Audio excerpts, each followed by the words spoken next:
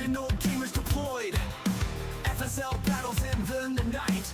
Team League warriors take flight.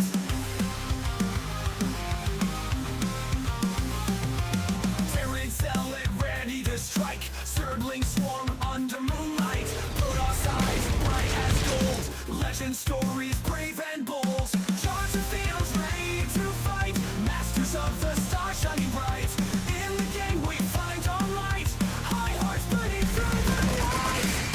Terran zealot ready to strike. Masters of the stars shining bright. In the game we find our light. High hearts burning through the night. Structures rise, defenses fall. Victory sweet, we answer the call. Tactics sharp and plans precise. We face our fate, roll the dice. Intense drumming, the heartbeat sink. Pop punk screaming on the brink. Tension builds with each move. Proving battles we improve. Charge the fields ready to fight. Masters of the stars shining bright. In the game we find our light. High hearts burning through the night. Turn zealot ready to strike. Masters of the stars shining bright. In the game we find our light. High hearts burning through the night. High hearts burning through the night.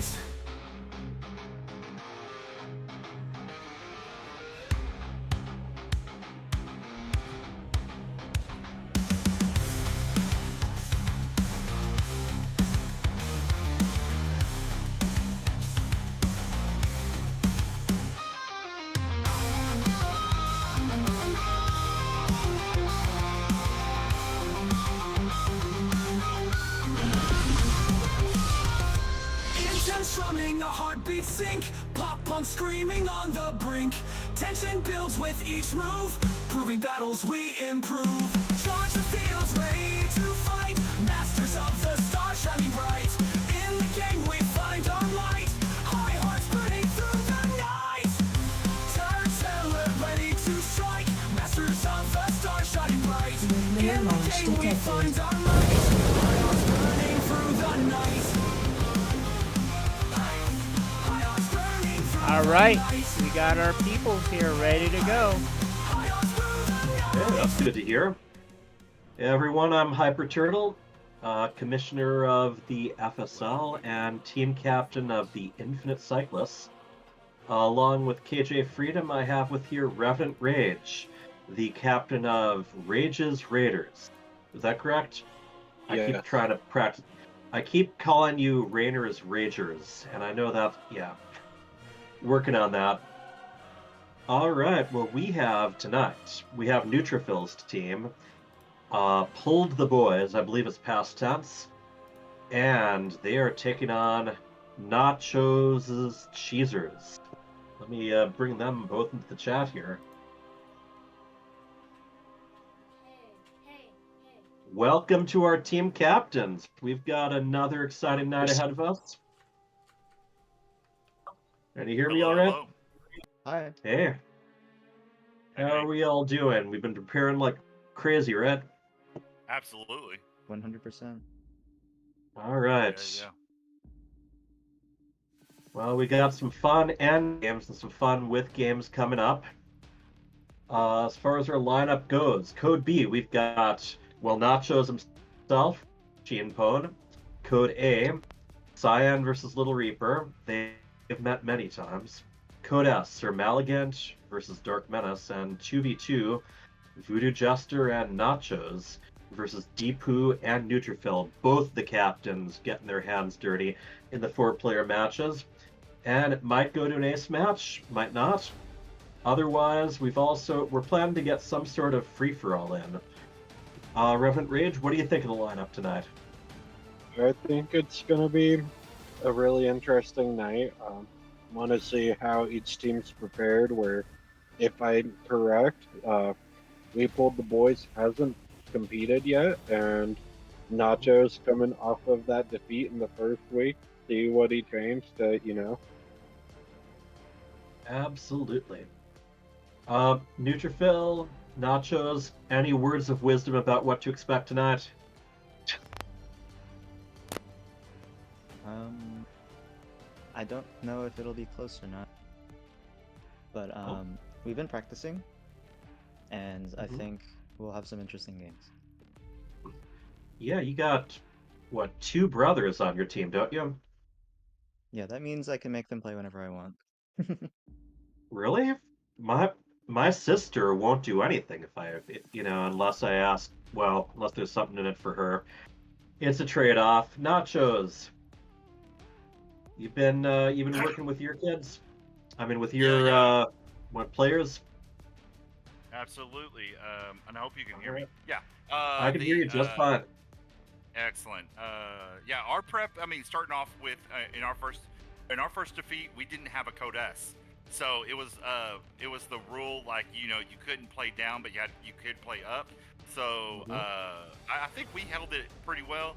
But a loss is a loss. But we're coming in prompt staff. Oh, Our now code S now we can't being hear you. code B. Oh, there you go. Oh, yeah. And so yeah, we're ready to rock and roll. Okay, here let's have ChienPwn join us. Hey, ChienPwn. All right, you're going to be taking on the enemy captain. You're the designated captain sniper. How you doing?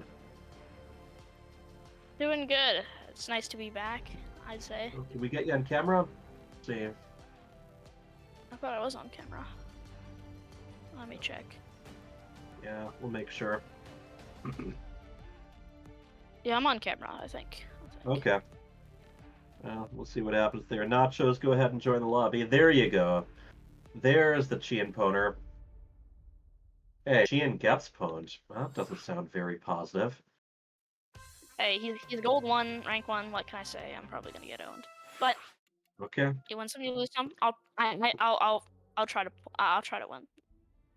All right. Good call. Hi, We guys. are going to start on Oceanborn. And each of these matchups are going to be they're going to be two maps with the scores going to benefit their team. If it's tied at the end, we will have an ace match. Let's here. Spectator. All right, I think we're ready to go. Any words you wanted to share before we get the match started up? GLGL. And All you got right, this. there you have it. Okay.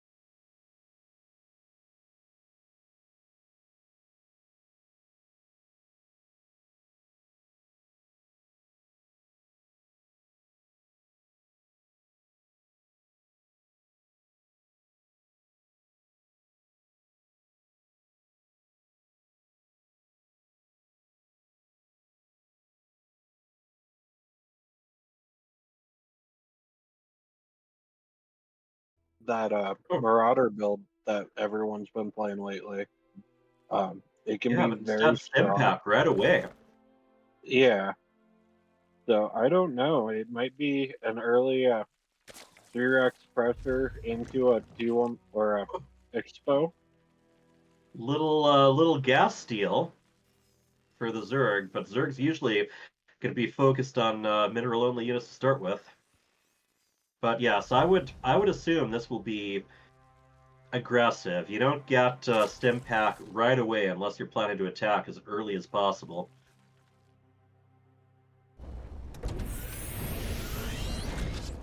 Our friend War Bunny says that he wants ChienPwn to win from his heart, but as a team captain, he wants to make sure there's a trend if the team captain's not losing too often.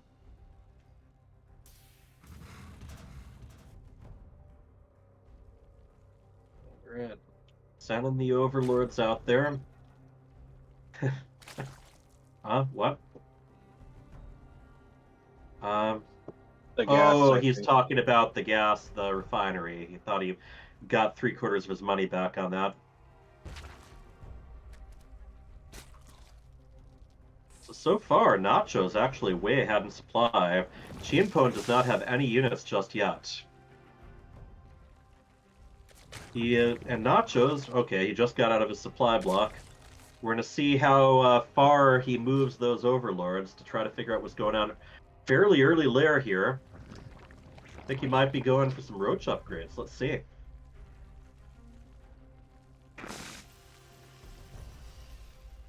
Revenant Rage, what do you think of Terran versus Zerg? A lot of people is their favorite matchup just because of how non-stop it tends to be. Yeah, it's definitely a very cinematic matchup. Yeah, And it's just curious because it's looking like Terran's gonna be going for some sort of an all-in. So it makes you wonder if we're gonna make it long enough to see some of that cinematic action. you know, I think this is going to be Roach versus Infantry, heavy duty. And speed about halfway done for the Roaches. ChienPwn is catching up as far as the army supply, but Nachoz over double the workers, so he's gonna easily be able to replenish things, especially with his 2 Hetras. All right, this is a scary sight here. If I were those Roaches, I would turn around right about now. Oh, I think he misclicked and they tried to take the stairs. Ooh. Only take the stairs if it's in case of fire. Now he's gonna have to, hammer down. He's got 16 Zerglings on the way. Roach speed is almost finished. And the Queen's starting to come down. He knows exactly what he's up against. They've already stemmed. At least, they've already stemmed once, so they're a little softened up. Oh, there we go, stemming again. Will it be worth it?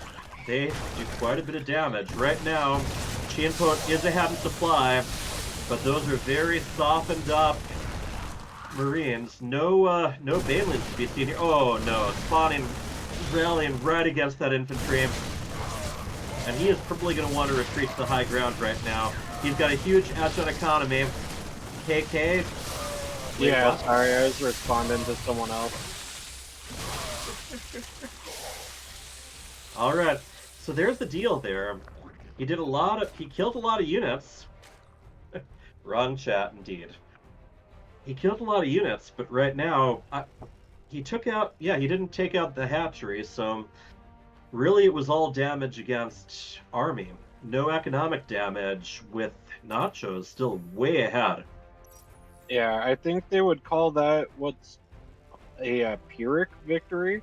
Like, on paper, he did win the fight, but he's gonna be behind in the war.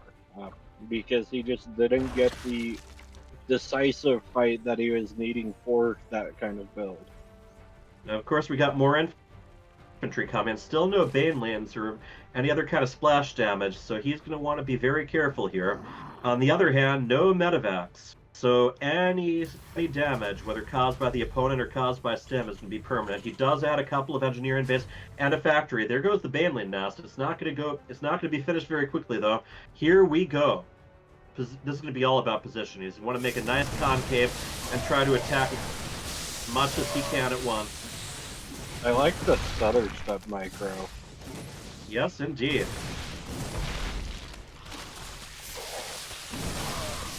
There we go.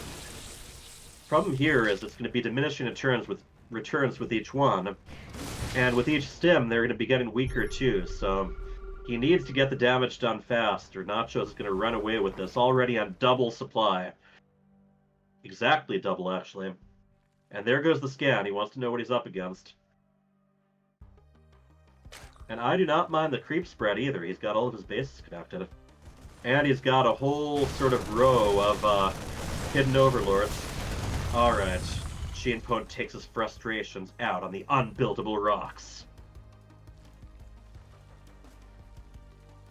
Here we go. Gotta get some injects in. There we go. And ChienPwn, despite this being an all-in, yeah, he's going to go ahead and buckle down. He has another command center going. He's probably going to want to get at least a few medevacs to heal up the guys he's already got. And yeah, as far as the cinematic stuff goes, yeah, story-wise in the campaigns, you're always seeing the Zerg versus Terran first off. There's some new collectibles, U2s? Yep, I just statues. Yep, it's pre-ordered gonna be a the while. third one. Right, the Protoss aren't ready yet, and I was telling people that fits the campaign just fine. Oh, Zergling's getting ahead of the rest of the army. Right now, ChienPwn does have the defender's advantage. He's gonna be able to reinforce a lot quicker, but he still has no healing. Yeah, three evolution chambers, but no upgrades going on them. We do have Terran attack and armor upgrades, about 2/3 of the way done. What were you saying? I think he should definitely, especially where his units are so fragile right now, get a couple of bunkers up. Build that wall, because right now he's as far on the back foot as he can be. Yeah, I think a lot of people, after playing the campaign, they get in the habit of making too many defensive structures, but then it kind of swings the opposite way, where they end up making none. And yeah, bunkers, of course, can be repaired. And here come the banelings. They have speed too. Oh, green acid everywhere. Tattered, melted remains floating up to the surface of the ocean. Humanity, or the Terranity. Alright, GG, WP. Nachoz takes the first match.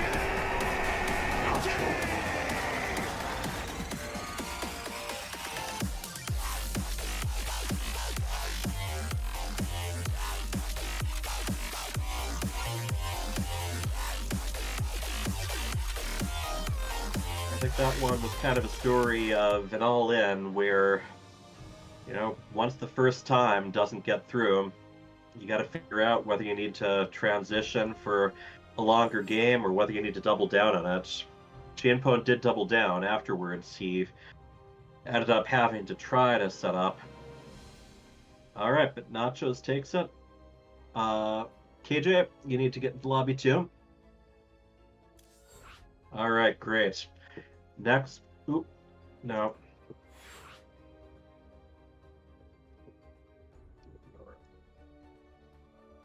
I do have to say, I was really impressed with the decisiveness that Nachoz showed. A lot of lower level players, they don't have that killer instinct quite refined, so they'll sit there and wait until it's too late. And yeah, I really like the counter aggression. Okay, here, Freedom. We're gonna remake GoldenAura is where we actually want to be. And yeah, that was a good time for it too. He kept building up, teching up as well. And then once he had that, he had a very good sense that it was, that he had that. He could make the most of just rolling forward.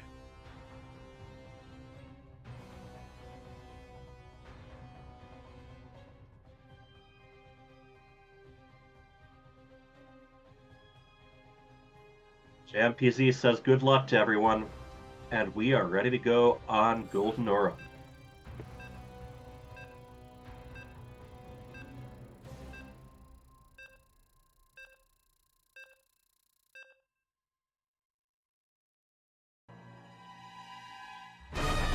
You are watching. Nachoz versus ChienPwn. Zerg versus Terran. Captain versus member of another team. Let's do this.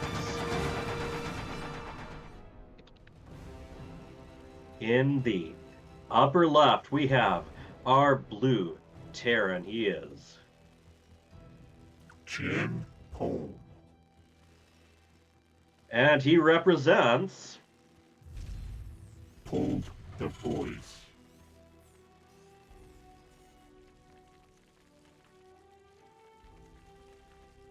in the lower right, the red Zerg up one map. He is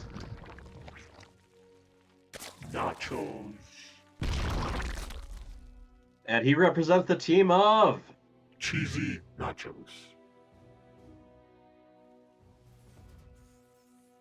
all right. Now, one of the things I've noticed with ChienPwn, yeah, usually if he feels like he's not at the same skill level as opponent, he does like to do these all at once, and I wouldn't be surprised if he tries something a little similar this time, maybe a variation of it, but I expect aggression, namely from ChienPwn's side. We do have a pool first from Nachoz, though.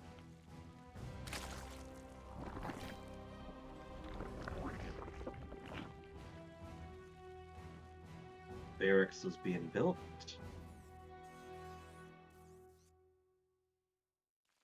ChienPwn kind of gathering up some money. Nachoz takes his second hatchery. Oh, and here we go. Here we go with your advice. We have a bunker here. What are your thoughts about bunkers overall? I think in moderation they're good. It just too many people, like you said with the campaign, too many people use them to the point of hindering. Right. I They're do very believe- expensive overall, if you want to fill them anyway. Go ahead. I do believe that the right call would be get that bunker down, put a couple units in it to ward off any aggression, and then expand and try to play this as a more macro game. Where he already Yeah, tried lovely to thing about bunkers, you can get a partial refund for them even after they've been finished building. Oh, SCV hops in, SCV hops out. He's happy with the tour he got in there. And we have a Protoss Raiders overlap spray. Cool.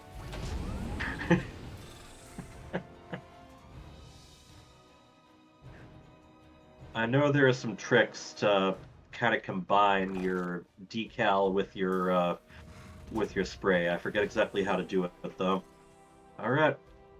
So it does look like he's going to be playing a little bit more of a tech game, a little bit more macro. He's got the tech lab on the factory, so we are likely to see a siege tank coming out. Nachoz also playing pretty straightforward, takes the third hatchery right at the recommended time there, right around the 3-minute mark. And he is going to test out his opponent and see what he can do with just a handful of lings. And there's more being hatched, too. A lot of this is going to depend what he can do before the siege tank comes out. And Terran, yeah. When they want to turtle, they can turtle. Bunkers, missile turrets, tanks, even planetary fortresses sometimes. Alright. Let's see what he sees. Let's see what he thinks about it. Okay, just says 2 of them ahead to get a look. And that siege tank is entering siege mode.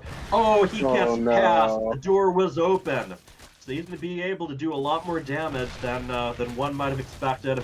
The SCVs do make fairly short work of it. Just lose a little bit of mining time. 2 of them go down. Oh, those two Zerglings accidentally got rallied over. I will say ChienPwn does not have an orbital right now. Oh, and look at this. Nachoz getting the baneling nest down. The baneling nest served him very well the previous game. Compared to last game, take a look at this. Yep. Yeah, all in all, he held that very well. If you recall to the Code A playoffs last season. I got beat by the same move, and I did not hold it to that kind of standard. There's a reason the term Zergling Rush has surpassed the StarCraft games. It's, I don't know, emblematic or symbolic of all kinds of things you can do to catch people before they're ready. And once again, he's just kind of looking ahead with just one or two Zerglings to see what he could expect. And there we go. A little bit of friendly fire on that tank. He's going to want to get out of range right away, though. Go, Bunker. Bunker doesn't quite go down. We'll see if he can repair it in time. Health 1. Oh, Bunker goes down. SCV didn't quite make it, but there we go with Bunker number 2. I love this. Engineering bay is part of the wall.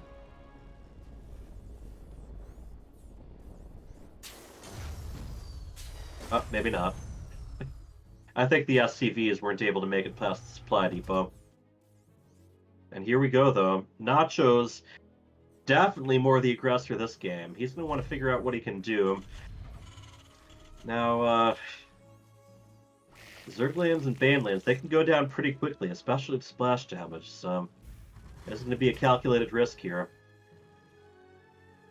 At the same time, Nachoz is ahead in army and in workers, so as long as he keeps the pressure on, shouldn't be too big of a deal. Now,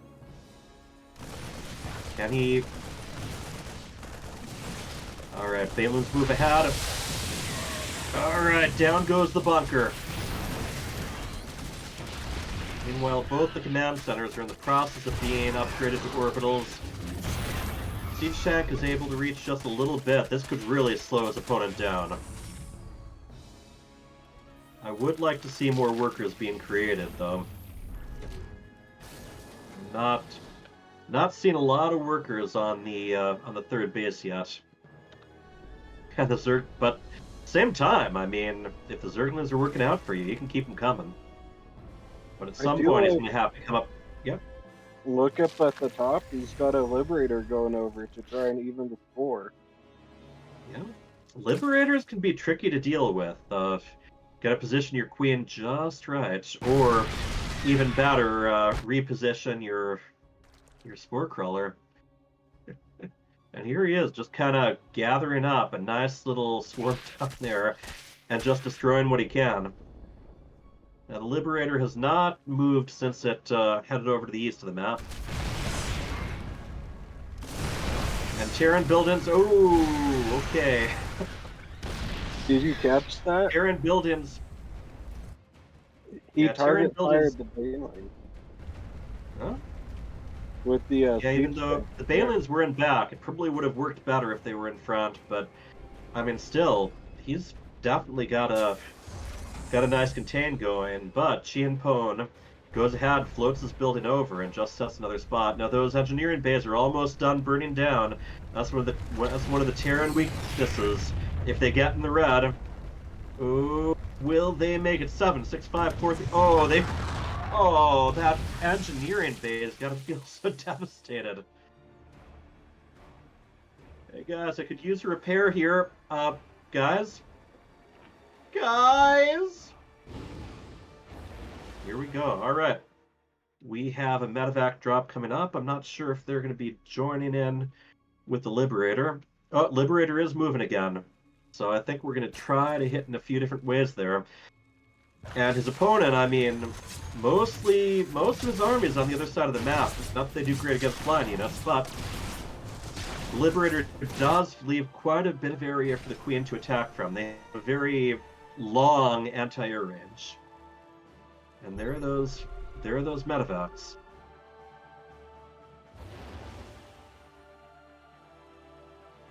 War crawler being built, Nachoz expanding. Okay, very well done. He's got the siege tank right there back against the wall. I think that queen's going to go down in just a moment. And here we go. Heading back home now.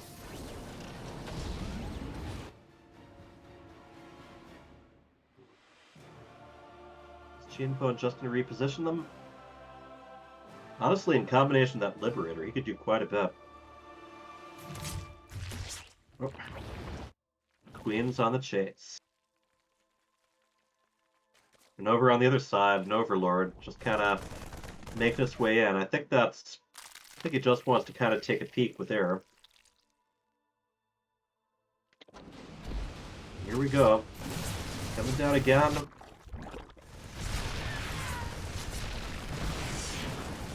And Nachoz is, well, he keeps losing some queens here. That siege tank cannot be picked up with the siege mode, so that one's going to be going down. So, really, the medevac save a Marauder, and that's it. Both of them very distracted by each other. Both of them having a little bit of trouble buckling down and macroing up. But once again, Nachoz at over twice the supply. He's got a big army, but he's going to have to find something to deal with siege tanks. Or, I mean, if you get big enough, you can just send the Flood. I think that's got to have been an accident there. Nachoz can get a Spire. He can end this game with Mutas. Yes, indeed. That's one. And, yep. Spire and Infestation Pit are almost done. So I think he's probably going to be able to put the nails in the coffin pretty soon.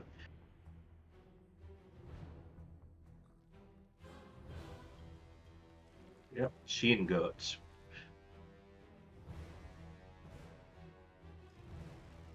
Getting ready.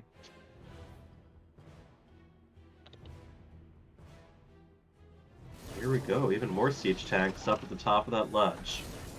Right now, Nachoz, I mean, he's got 4 bases to 2. And he's making his way to air. Right now, let's see what the army is. That's going to be the Massling LEL. Okay.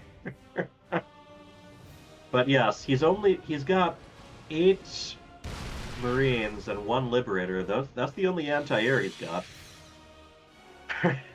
Nachoz not quite seeing that other expansion. So you might think he's a little further ahead than he is. Look at them coming in, getting ready to snipe tanks. Generally, you want to attack where the Marines are not. Your forces are under attack. I think now he sees the other base. No, he still doesn't have any vision of base 2. And here we go. Still, another attack that didn't really go his way, and yet he's still very much in the lead. Masochism.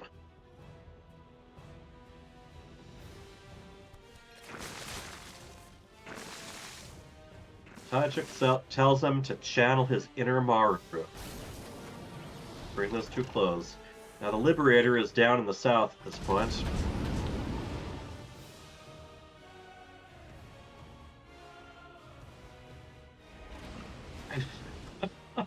Talk about his hidden base. Nachoz still hasn't gotten one glimpse of it so far. At this point, he's probably going to be wondering if there's bases hidden around anywhere else. We've got some SCVs that are idle at the moment, but Nachoz is doing the right thing. He's just continuing to expand and just press his advantage further and further. Yeah, and I think that's the one question I'd be asking myself right now if I had ChienPwn. Where do I go from here? Yeah, or where can my opponent go from here? That's the biggest one. Kind of, if you're ahead, one of the most important questions to ask yourself is, how could I still lose? So you got to prepare for whatever attack you're vulnerable to. You got to be ready for any tricks your opponent can pull to get themselves back in the map, back in the scoreboard.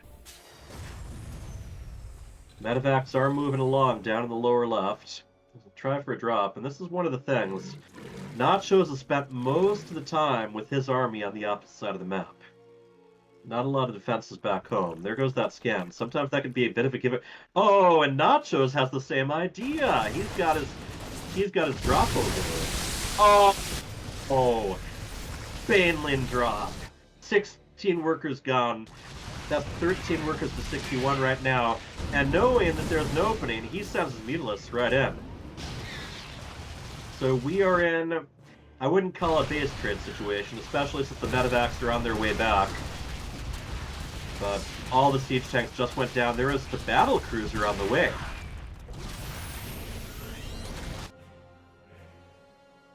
Alright, ChienPwn decides the base trade is the best bet.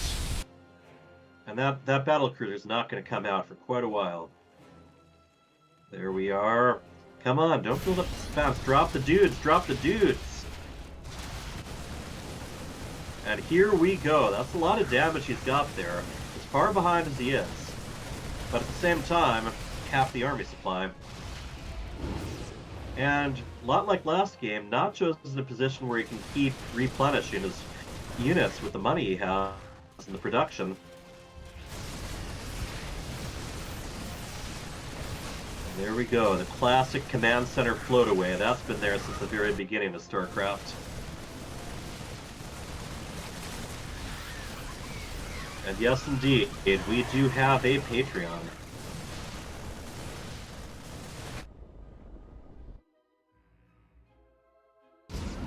"31 workers down. There's still 31 left, though. Very systematic. ChienPwn is just kind of moving his guys from one place to the next. Now, these mutalisks can do very well taking out the medevacs if they try to retreat, which they are. Corruptors as well. I think, yeah, those medevacs are not going to be able to drop their guys. And we have GGWP again. Nachoz puts 2 wins on the board.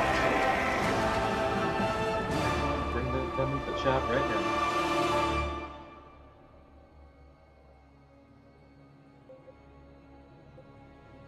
All right, heavy-duty destruction all around. Good games, people.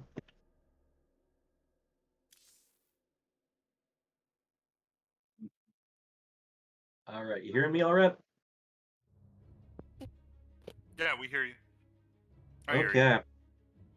Well, congratulations on the first round. Team Nachoz Cheesers put 2 on the map. Still, you know, ChienPwn, you definitely hit hard in the first game, got a little bit contained in the second one. I like how much aggression you were both showing. I know sometimes some players are a little bit shy to make the first move. Neither of you.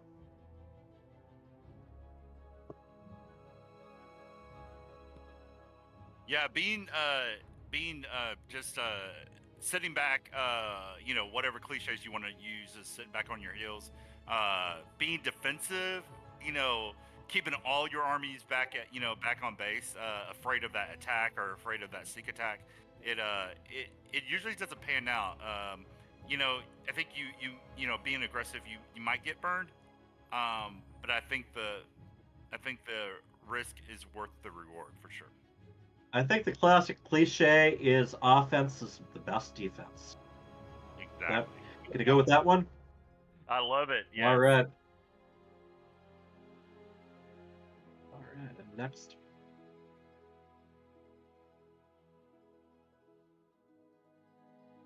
Okay. But yeah, both of you, KJ says, good try. Some builds with some faster medevacs. That was one of the things, the first match, that a lot of infantry out there, but they couldn't heal themselves, so just a question of knowing when to hit. It's all about kind of those timings, you know, the earliest time where you can get the tech in there. So congratulations, good job both. We're going to be moving on to our next round, which is the Code A, our mid-level players. We're going to have Cyan versus LittleReaper. GG's, people, and Nachoz, sounds like we might be seeing you a little bit later for 2v2s. That would be correct. Thank you all. All right. Thank you for having me. Yeah, good game.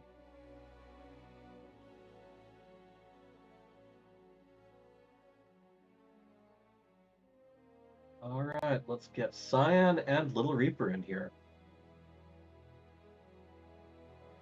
Wait, I saw LittleReaper just a moment ago. There we go. Hey guys, we got Code A up going. You two know each other very well. And that's Neutrophil. We have a. Can you hear me? Yeah, I can hear you. Okay. So let's take a quick break. I gotta help with some technical difficulties here. So we'll play the video and we'll be back Okay, in about 5 absolutely. minutes. 5 minutes it is. Don't go anywhere.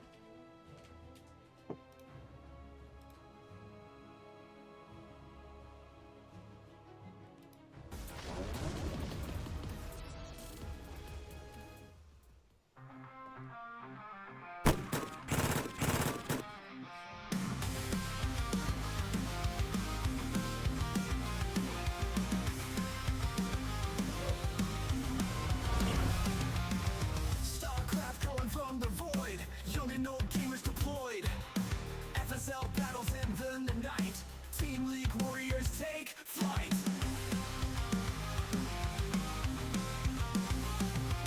Tearing cell and ready to strike. Surgling swarm under moonlight. Put our sides bright as gold. Legend stories brave and bold.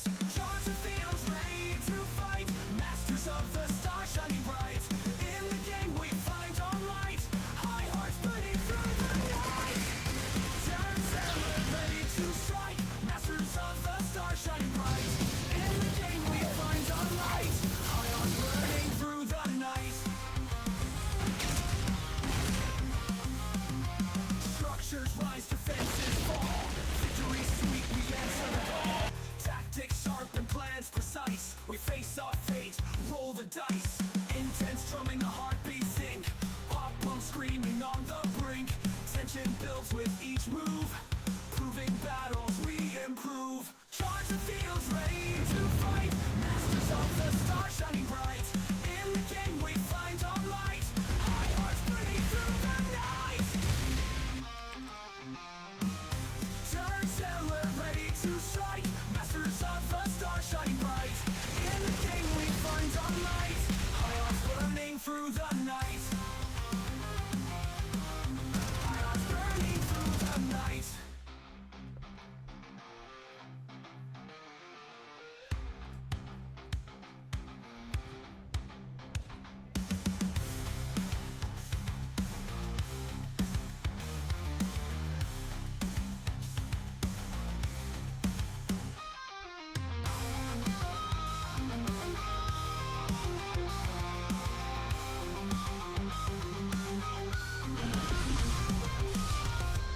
Intense drumming, a heartbeat sync. Pop punk screaming on the brink. Tension builds with each move. Proving battles we improve. Charge the fields ready to fight. Masters of the star shining bright. In the game we find our light. High hearts burning through the night. Turn sailor ready to strike. Masters of the star shining bright. In the game we find our light. High hearts burning through the night. High hearts burning through the night. High hearts through the night.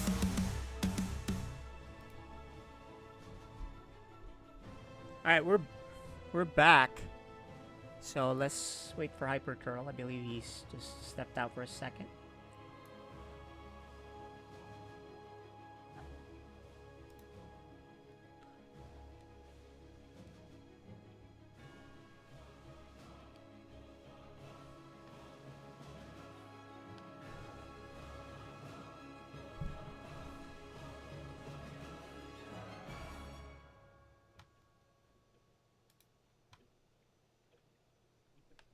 All right. What did you guys think of that game, that series? I thought it was really well executed, especially by Nachoz. I've seen a lot of improvement, uh, and especially when it comes to the things like the fundamentals of macro. Like he was, I think, where ChienPwn struggled the most was just trying to keep that production up while being active out on the map. I think he would have fared a lot better if he was able to, you know, kind of get into that rhythm. Yeah, we should probably ask their captain what Hey you there. know, what was the plan. But anyway, Hyper Turtle's back. All right. Yeah, I'm back. Got some leftover birthday cake. I'm 46 now, so there you have it. Alright, did we get everyone we need in the lobbies? I don't see Cyan yet. Invite to party.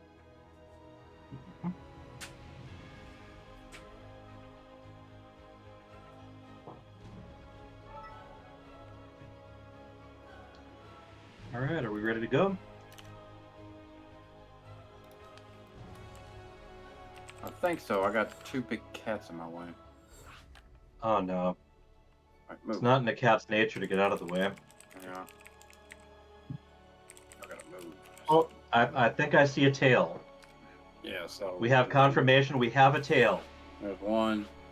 And then the other one's right here in front of my keyboard. Hmm. Yeah, last week I had one of those Asian beetles crawling around on my keyboard. Oh, there we go.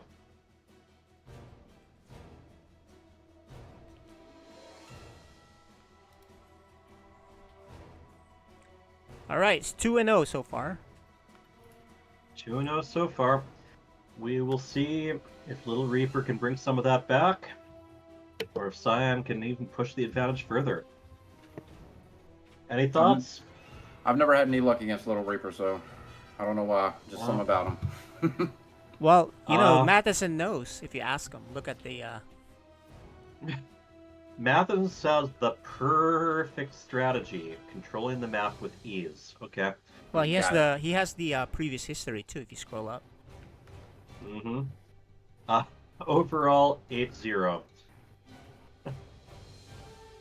Cyan dominating performance against LittleReaper. I think it might be backwards. Yeah, you know, AI is still an industry that's advancing. So, yeah, give him a little bit of slack. I know I've lost way more than 0 against him. All right, I'm ready. Alrighty. We're gonna talk to him. Let us get started. Or Oh, no? I thought we just did. Oh, we did. All right, Or- I didn't hear. Did LittleReaper say anything? I didn't hear. I don't think LittleReaper. I don't think you said anything. Do you have anything to say? Not really. Okay. Good luck. Okay. Let your actions do the talking for you. I love it. We will be seeing you on the battlefield.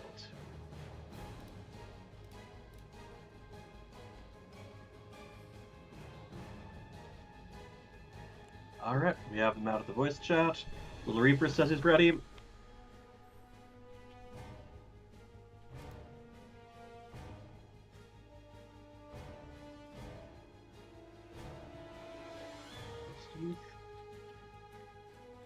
Yep.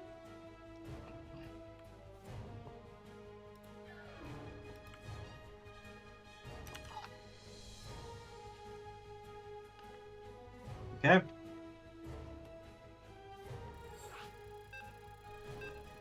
Cyan in his Psystorm Gaming shirt and LittleReaper in his FSL shirt. They go together like peanut butter and jelly, folks. You are watching. You seen these guys take each other on before? I think I've seen them once last season, but Yeah, they go way back. Let's put it that way. In the lower left, we have our blue Protoss. He is LittleReaper. and he represents the team of Pull the voice. and his opponent, the Protoss in the red. He is Cyan. and he represents the team of CheesyNachos.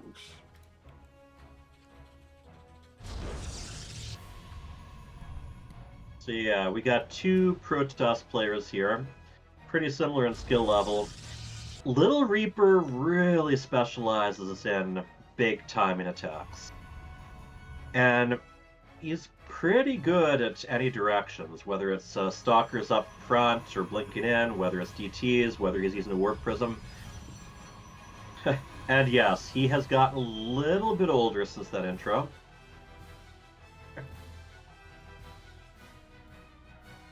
And Matheson knows more cat puns than I expected. Rodent Rage, what's your favorite cat pun? Are you kidding me? You can't ask that right meow. Alrighty. Ask and you shall receive. And they're very close in the production here. Each of them going Gateway Cyber. Hey, they're attacking our base. And I believe Cyan actually walling off completely. Oh, maybe not You quite. must construct additional pylons. I was just curious why the probe was attacking there, but he actually is putting out a zealot at the beginning. Oh, And we have a good old-fashioned probe fight there. LittleReaper adapt. Now, Cyan could definitely start pretty aggressively too. I've definitely seen him do proxies. I've seen him do quite a bit of mass adapt as well. Right now, kind of going a little bit conservatively, just closing the wall with a zealot. And here we go. LittleReaper taking the first expansion. This is a weird one where you got kind of the half gold, half standard minerals. But you can get quite the income boost early on, at least as far as minerals go. Oh, and there we go.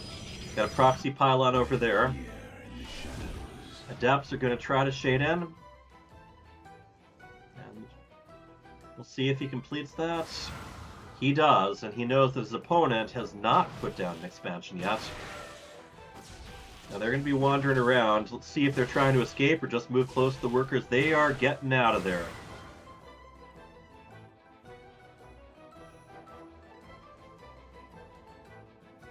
Cyan, 2 more Reapers on the way. Robo and Citadel from LittleReaper. And boy.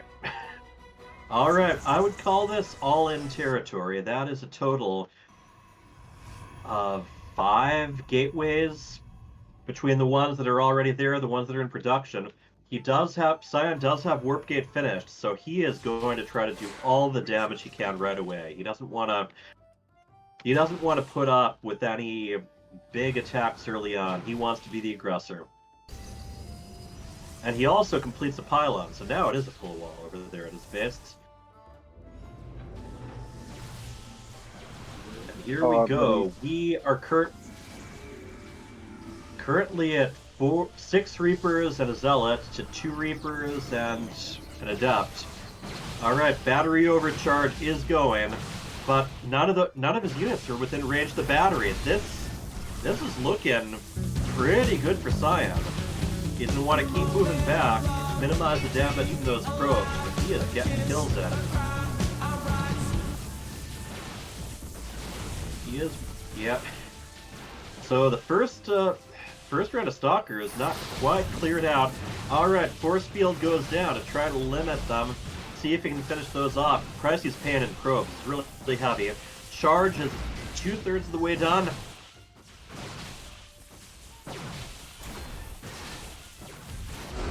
Yep, we have the GG. Do unto others as they would do unto you. Sorry, I'm going to do it first.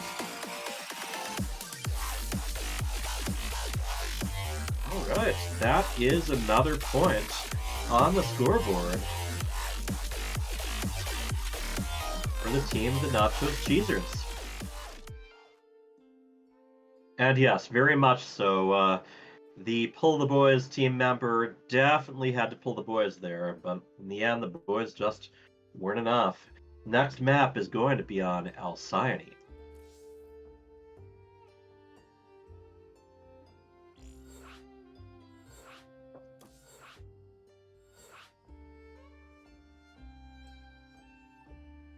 That was an interesting one there. I think LittleReaper probably at least smelled some aggression.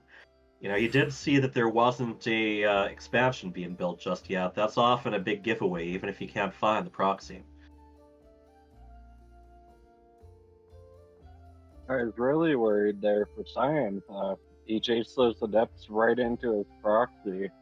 But unfortunately for LittleReaper, at that point, it is too late. Yeah, he really went heavy duty on those stalkers, and you just saw more and more going in. War Bunnies thinks this could go to an ace match. Alright, where are we at? Cyan says he's ready. LittleReaper says he's ready. We are going straight back in here. Now, LittleReaper doesn't usually hit quite that early. He usually likes to build up quite a bit, kind of go more around the 5-minute mark. And just an overwhelming force or a cloaked force. You are watching. So I want to see what happens, whether it's going to be the same thing, or whether LittleReaper can get the chance to build up his preferred force.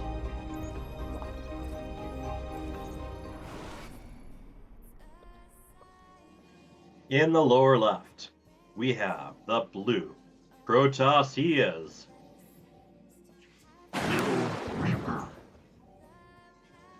got GLHFs all around. He represents the team of Hold the boys. his opponent, the red Protoss. Ahead one map, he is Cyan. and his team is CheesyNachos.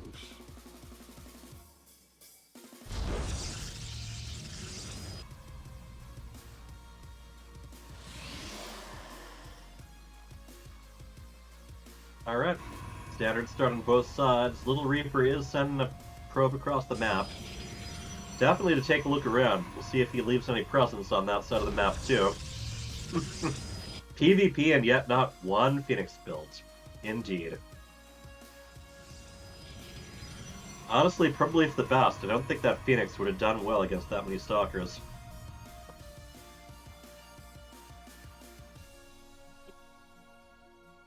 Here we are, the probe kind of eyes in the corner, and we have more PvP, more probe versus probe.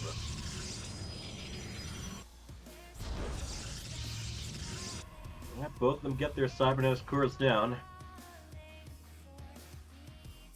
Ooh, and what is LittleReaper up to? Looks like he's just preparing, possibly just to block expansion, but thinks better of it, sends the probe away.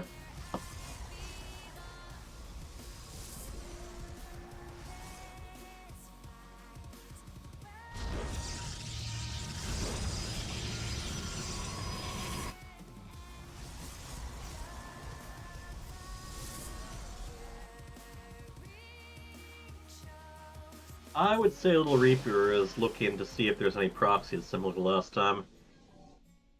Yeah. I think it would have been the idea. Like, I like the idea of leaving the probe over in the natural expansion of Cyan. Yeah. Not even necessarily for the block, but that way he could see if anything's moving out. Right. And you can tell so much just based on when your opponent expands, or if they expand. Now Cyan, taking a little bit of different tactic here, he's going to be going air.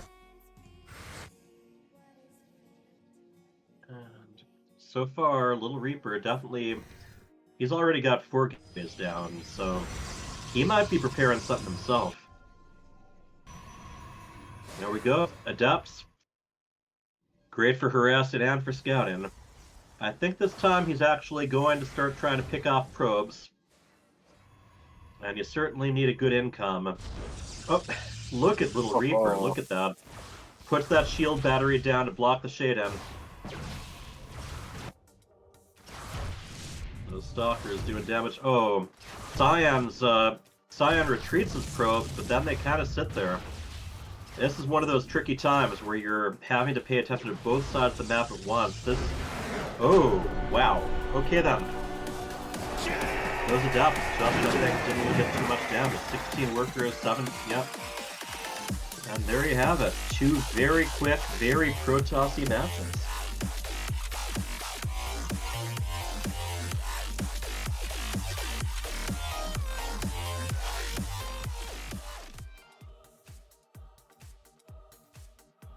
Alright, we had 2 very brief matches. Cyan definitely managed to overwhelm your opponent the first match. Second match, a couple of Adepts just got a little bit too much done, while your Adepts got blocked by the shield battery. But definitely very fast-paced, very intense. Congratulations to both of you, as you are coming out tied. You each got 1 point for your team. Yeah, I totally forgot to build the 2 stalkers. Yeah, and then the looks like the workers kind of got momentarily forgotten about too. They moved away, but then they stopped. So that's the price sometimes when there's action on both sides of the map. LittleReaper still got the same killer instinct as always. Good job. Good game. Good game. Yep, absolutely. We are, basically going to keep moving this along. Definitely looking forward to seeing more from both of you. All right.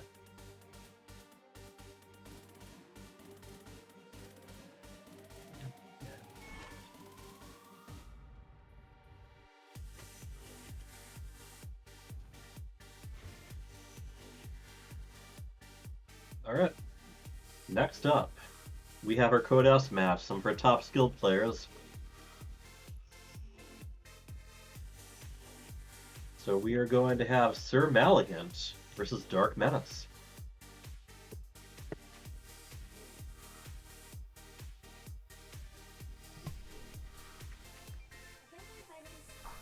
Let me see if they're in game yet. Why don't we do our FFA? Wow. All right. Wait. Yeah. So let's assemble the team. I would be perfectly happy to do that. Let's see how many let's people do we've that. got. Let us do that. This is a perfect time for it. All right. Let's bring on whoever wants to be on camera and on the Discord thing, and you can set up however you want it. All right, one moment.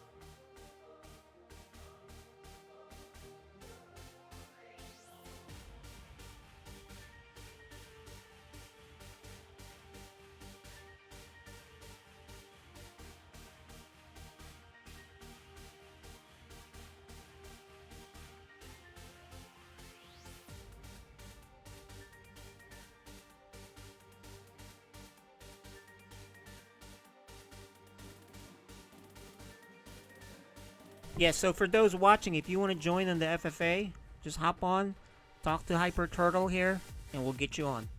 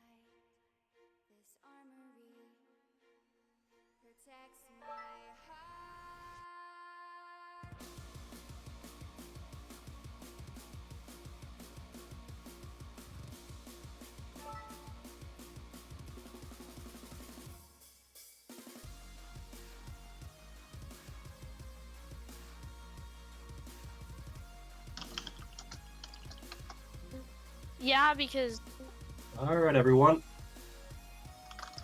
Let's see. Who don't we have in the party yet? I see ChienPwn, DB, Dpoo, Monkey Shaman. Yeah, just need them on camera. We'll put them on. Okay, yeah, try to get on camera using the ninja cam. I've got that in the FSL general. A link. am I on camera or no? Right now, yes. All right, cool. No, you're not on camera right now. He's on now. And Sequoia. Okay, good. Alright, what's Sequoia's in-game name? Or did Sequoia already Here, join? I'll invite him to party. Okay, that'd be great. And then someone do the math for me to figure out how many players we've got.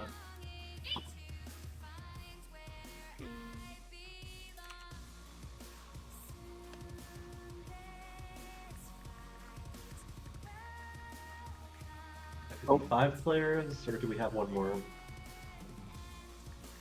Hey DB, can you hear us? Yeah, I can hear.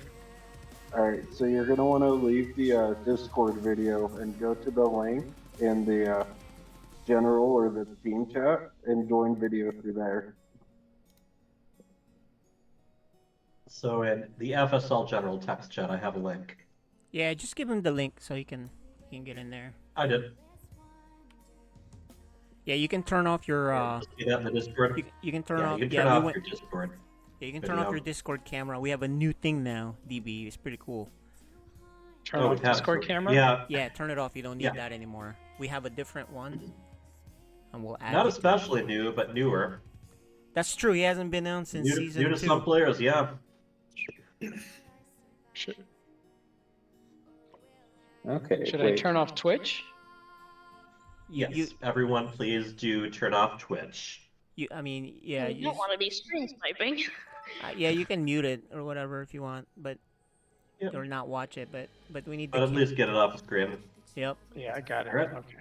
So hey, I was joined, but I Join the party. clicked the Discord link and it kind of launched internally, and then I tried launching the camera just independently, but it's like kind of stuck on waiting for camera to load. Yeah, you were So on I'll see- earlier. Yeah, I'll see if I can get it re-going. I just didn't have any chat audio, so I think that's because it launched in Discord. I'm gonna try it one more time. And I am going to pick, I guess, let's see, is it 5 people total, or do we have a 6th player? I'll join competitors. Oh, okay, I love it. Alright, so we will go with a nice 6-player FFA map. And I think I know a good one. Oops.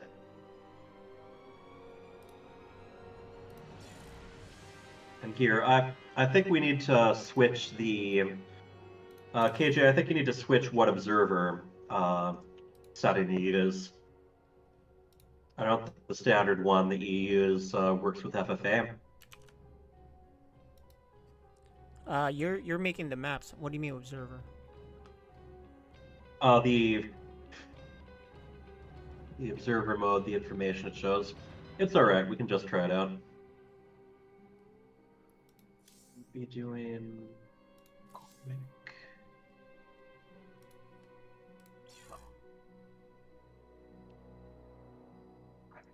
So we have 7 players for this. I'm not playing. I'm observing. No, just 6 players, I think. So there's me, you, and 6 others, right? I see 7. DB, Dpoo, I Freedom. see 8 in party. Yeah, so there's 1 me. You're playing, right? Oh no, you're observing. I'm Okay. not, Oh yeah, that's right. Okay, then we have No, 6. Rep and Perfect. Rage is playing. Perfect. Okay, sounds good to me. So here we go. Did DB get his camera figured out, or? Right. Wait a minute. If this was a 3v3 map. No, it's 3v3 or free for all. Oh. It was on the ladder. Okay, okay. I was like, won't we all just spawn right next to each other? That would be funny. I don't think so in this case, but Yeah, I'm not saying that that's what would happen. It's just I'm saying that would be. yeah, funny. it would. I've seen plenty of people play free-for-alls on 4v4 maps, anyway. But I think this one was supposed to be for both. Yeah, we get to see their intros now too. I think something timed out though.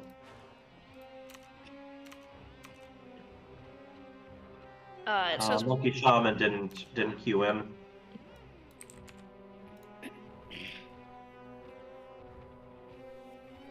Map didn't download correctly. Okay, let's try again.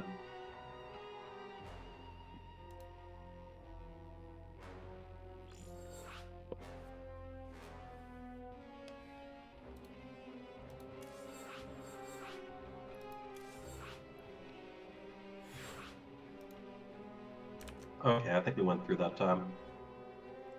Looks like it.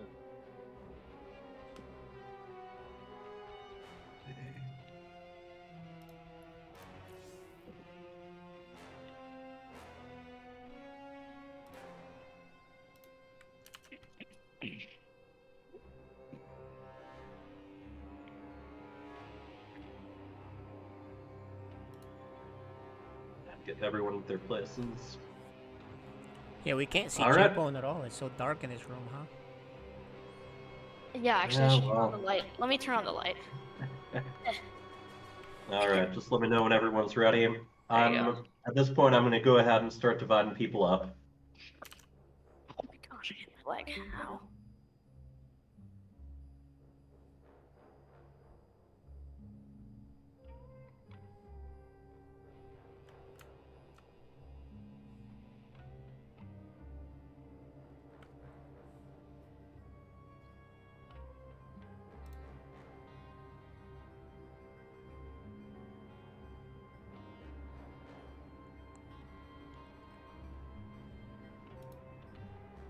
Okay, that should do it.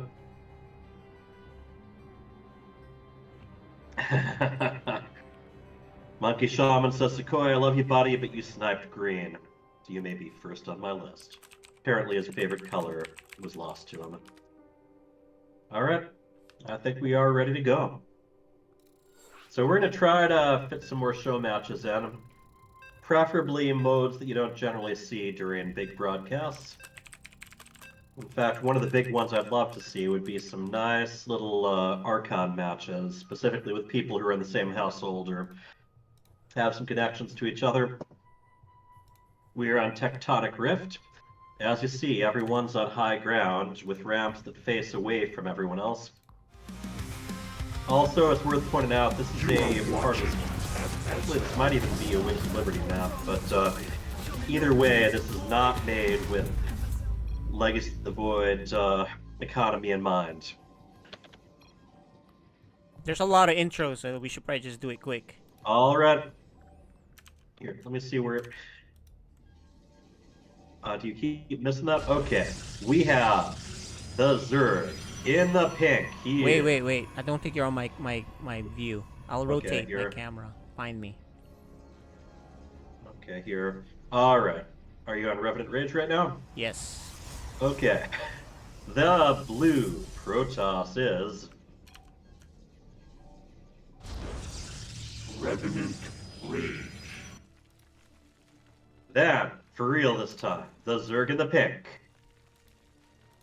Dpoo. Next up, the yellow Terran. ChienPwn. And no, this is not an island map. The Protoss in the orange is...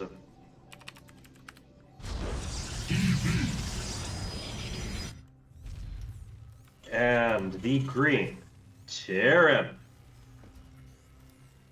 Sequoia. And then, last but certainly not least, the red Terran.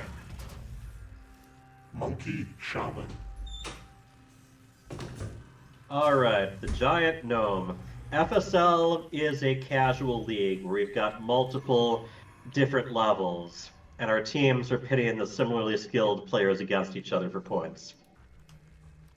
And yeah, exactly. This is not an island map. Island maps kind of went the way of Brood War. And here we go. This is the part I love about these FMAs. No, this is just a show match while we wait for our next match, Code S. So this one does not count at all. Just having some fun here. It could be me. Maybe not though. Ooh, Monkey Shaman. Playing the confusion card. And as we see, we've got Dpoo and Revenant Rage doing the first expansions. Expect expansions to be very scarce. This map is not a Legacy of the Void map. And then also expect some major fighting over the gold in the middle. So far, most of them focusing on walling off, just making sure they don't get hit by anything really early on. And yes, we missed the team leagues too. And it also, we found, is a lot easier to organize. Alright, we got some serious Reaper harass going on here. That's some of the early engages. Now remember, in a free-for-all, sometimes the wallflower who comes out on top. It can be very beneficial to just kinda go unnoticed while your opponents are fighting with each other. Alright, Revenant Rage having to bring his Adept back to try to protect those probes. That's a lot of economic damage early on. Meanwhile, ChienPwn decides, okay, can't get any more damage there, I'm gonna find another victim. Fear the Reaper. I was close. Yeah, I think he might have even been practicing a bit with his Reaper play. So next up, after this, is going to be our Code S matches. Those are the most skilled players in the groups taking each other on. And then we're going to have a 2v2. And we'll see whether it goes on to an ace match. And ChienPwn, you know, like I said, sometimes it's best in a free-for-all to not be noticed. ChienPwn is making sure everyone notices him. And if you look down at the 8 o'clock position, Monkey Shaman trying to destroy some rocks and get one of the gold bases. And look at this, ChienPwn, he's just moving from one base to the next, seeing what he can do. And we do have some other action going on, couple of Revenant Rage chefs going after Monkey Shaman's workers. We are having a lot of workers dying here. Zealots are on the way to drive off the Reapers. They will most likely be able to just hop down, and ChienPwn's Reapers are definitely growing in number.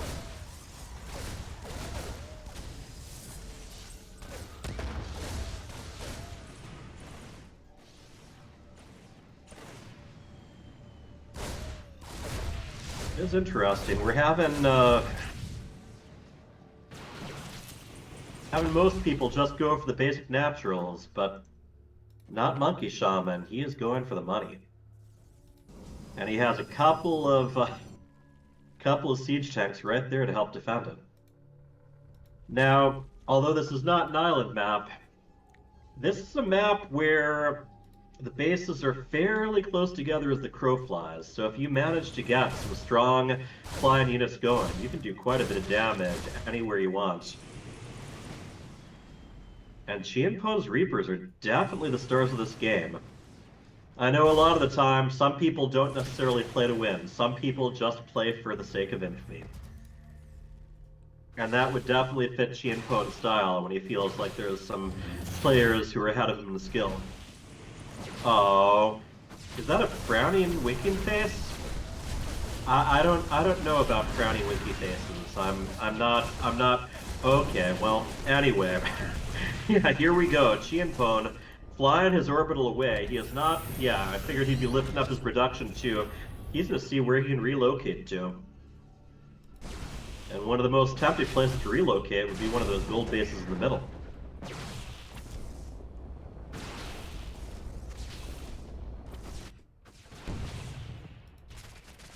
For the record, Matheson is an AI thing, AI chatbot, so sometimes what he says lands, sometimes it doesn't.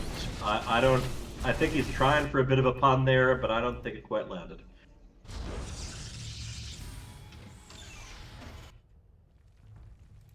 Alright. Dpoo, Swarm Host being a favorite of his. And something that on a map like this could probably take advantage of a lot of those ledges. I think he might be getting ready to send some locusts up there, not knowing there's nobody home. Lower down, we have Revenant Rage's Zealots, seeing if they can break into Monkey Shaman's base. There actually is an opening, and they managed to get around. They get around the wall. Please no Dpoo, I beg. Diplomacy, man. Oh, yeah, there we go. Now we got a frowny cry face. In a social situation like this, it pays. Practice on... Oh, man, those zealots got drawn in by that bunker. I don't think that's where he wanted them to be. But you gotta practice your emoticons. Fun fact, I have Swarm Host completely unbinded from my hotkeys. Got tired of making them when you wanted one more pair of Zerglings, huh, man? And no, like I was saying, the observer interface that KJ has set doesn't really work well with free-for-all. So we're gonna have to experiment with that a little and see what options we've got. Dpoo's locusts definitely making themselves known.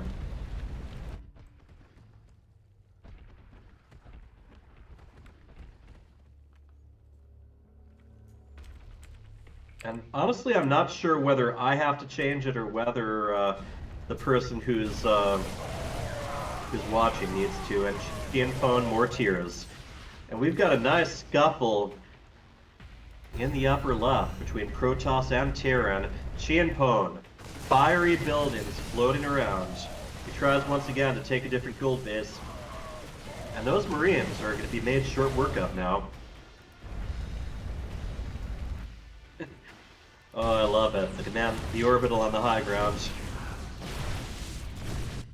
And if you look down lower right, we have more locusts ready to fly.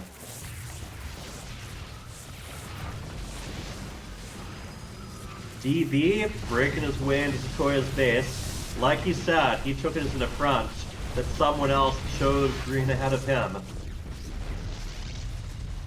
Alliances could be formed, alliances could be broken, and grudges can resurface, folks.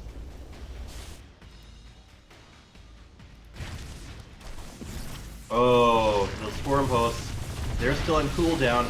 They do burrow, unfortunately. There is an observer handy, so that tactic is not going to work here. How much longer on the cooldown? Okay, they're ready to fire again. But that might not be enough against the Archons. Indeed, the splash damage works for him.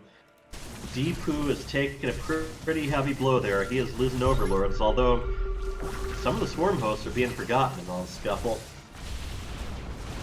And DB is clearing out his rival for the glory of green. Sequoia's orbital flies right above a bunker, a missile turret, and a Thor. And Dpoo is not varying his strategy. He is going to keep the swarm host coming. ChienPwn taking the strategic decision of quoting an old Star Trek episode. Because ChienPwn is perfect. Alright, Sequoia being the first one to fall here, and that frees up more places they can expand to. We're going very much a low game, except for Dpoo, who has 4 bases now, all mining. And 2 of Dpoo's bases are in gold. Meanwhile, I think our friend Monkey Shaman is going the battlecruiser route. That kind of mobility can be very handy in this kind of a match, on this, definitely in a map where there's all this low ground, high ground.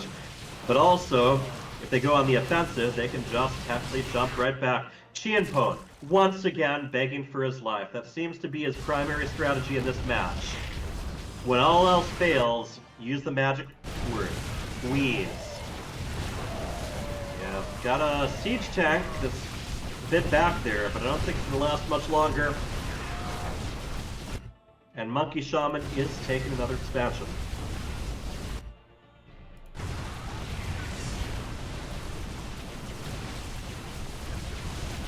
think DB is going to want that gold base.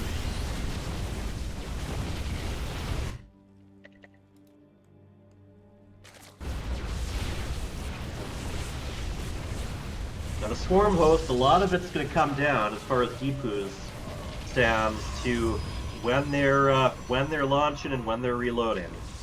They're going to be very vulnerable while waiting for the cooldown, waiting until they can launch Locusts again. And I think he's basically just brushing off doing much in the way of anti-air, although he does have a Spire and a Greater Spire, so he might be getting ready to just transition on to Corruptor Broodlord.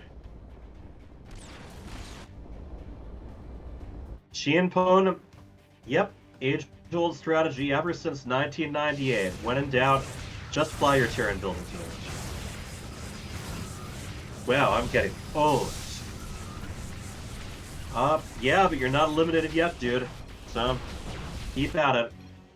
Keep at it. Please, no. Alright, moving on. Now the Swarm Hosts are complemented by Broodlords. We have Broodlings and Locusts all being thrown all over the place right here. Now he's going to want to really try to damage his opponent's economies and their tech. It's very quickly getting to where it's mostly Dpoo and, well, mostly Dpoo, honestly. He's got so much of the map. GGWP by ChienPwn. And here come the Locusts. Doing more damage to Revenant Rage.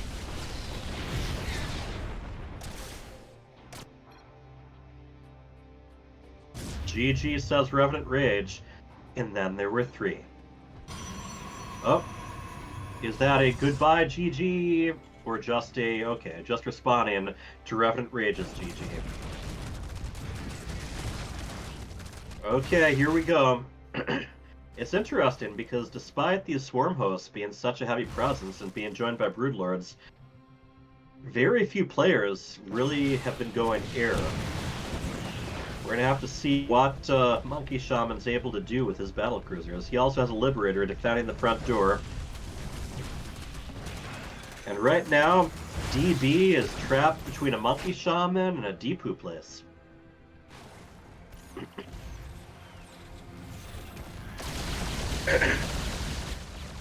Alright. Battle cruisers are moving out. He still doesn't have a lot of them. He's about to lose a base, potentially. I think he will be losing a base. DB is not going down easy. He's making sure he does some damage. But he might want to go for the escape right here. However, while Monkey Shaman is defending his expansion, Dpoo pounces on his base, while also pouncing on DB's bases. So I think Dpoo has a pretty good is in a pretty good position against both his opponents. DB gives the GG. And that leaves Monkey Shaman. Now, I mean, Monkey Shaman, to his credit, his opponent does not have anything to deal with battlecruisers, but he could very easily get some Corruptors out of it. I think right now he's just kind of making a point not to, just for kicks. Nope, there are some Corruptors along with the Broodlords. Not a lot of them. There we go. Alright. Jumps one of his battlecruisers away, immediately ready to repair. Yeah, even if Dpoo doesn't have a good answer for his army, if he runs out of buildings, the game just ends. There we go. Corruptors go down. So this is all going to be about what he can do with these battle cruisers before his opponent can get some more Corruptors out. There are no other players in the game right now. This is strictly battle cruiser versus Broodlord Swarm Host.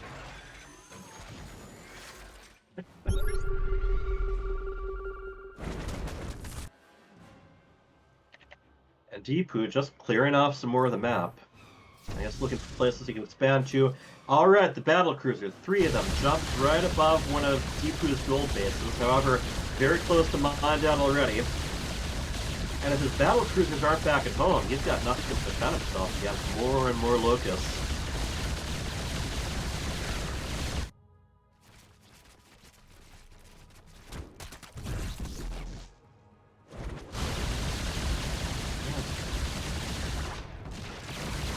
Oh boy. Yeah, he might very well lose a battle cruiser. He can't afford to lose right now. It goes down.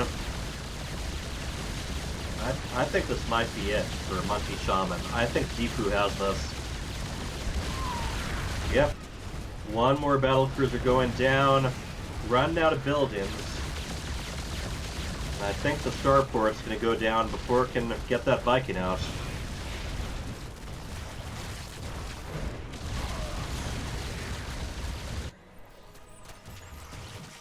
As for the view, I'm going to experiment a little bit. I'm going to see which modes we can put Observer into, so we can actually see the data we're supposed to. But yeah, the 2021 just doesn't support free-for-all.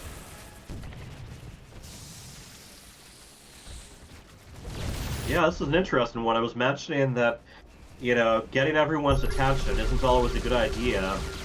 Dpoo was just very much showing off his swarm host the whole game, using them the whole game, and then winning with them. Conventional wisdom does not always apply, and he is moving in on Shen's final base, and we have the GG. Our winner is Dpoo.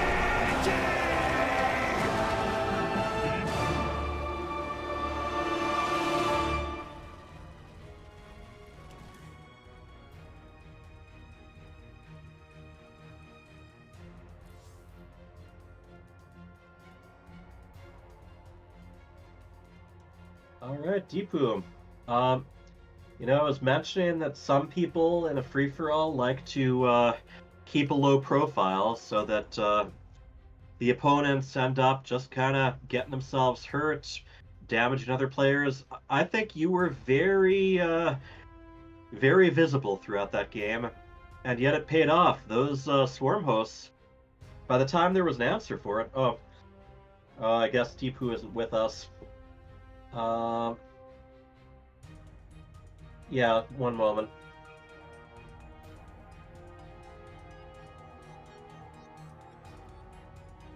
And Revenant Rage. Hello. Yeah, there we go. So I was just observing your strategy there, and was saying a lot of people like to keep a low profile, and in a free-for-all, you did not. You showed your swarm hosts early, you kept at it, and no one really had an answer for it until it was too late. That was a one-of-a-kind free-for-all. Yeah, it was different than the last one we did with all the big teams and everything.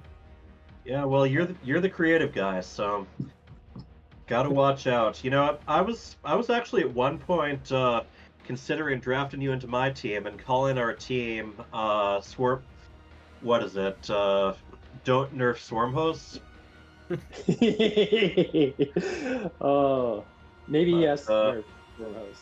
Yeah, I saw that Neutrophil already had you as the guy who was doing the recruiting for him, so I thought it would be mean. So I recruited his brother instead, and then traded him right back. Yeah. So, yeah, well, glad to know I'm a priority pick, huh? Are we planning on doing you're multiple less games? frustrating when you're on my side. Let's put it that way. Yeah.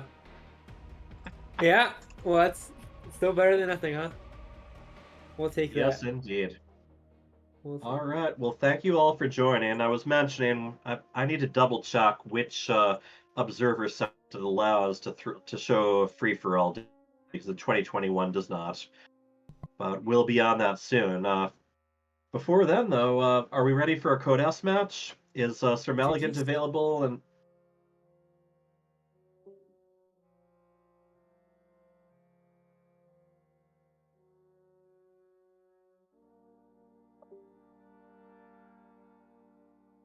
okay.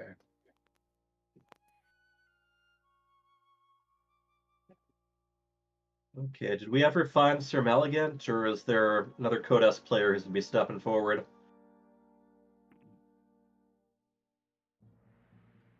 We're waiting for to hear back from KJ. Okay, got it. Yeah. So, sorry, I was muted the whole time I was talking. SirMalagant's hopping on now. His Mac. He plays on a Mac. It crashed. So he's setting it up now. And if he can't get on, I'll be the backup. So I'll play for both matches. Okay. Okay. So I'm gonna play on LittleReaper's computer. So it's not set up right, but that's okay. Yeah, ChienPwn, you can get off cam now. Same with Sequoia. Thanks, guys. Alright, Oh, you want to keep talk to refining them? this, You but- You should probably talk to these guys that just kind of joined us and hopped on, right? We haven't. Oh, We yeah, haven't. sure. Okay. Let's go talk to them. Well, while we're I'd like to setting try up. to get some other unusual maps and matches going. You know, try to have one crazy one that doesn't count each night. He just Sequoia, hopped you off. got any Never mind. favorites? Yeah, I know. He took it to heart. It was already too late to apologize. So does Sequoia. All right. Yeah, I think we're gonna have to go when we can. Oh, you're hard to hear, Sequoia. I was just saying I don't have any favorites yet. Okay. Well, we'll be fiddling around a bit, and I'm going to be sharing a few ideas that people can share their thoughts on too.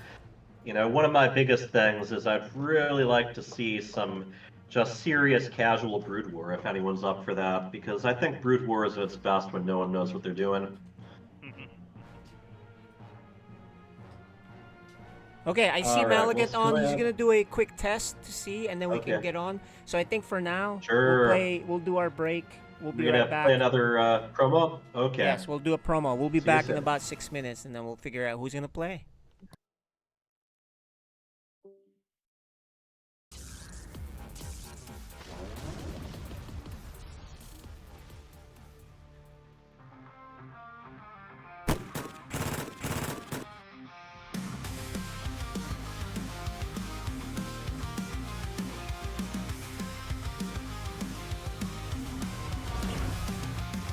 Starcraft calling from the void. Young and old gamers deployed. FSL battles in the night. Team League warriors take flight.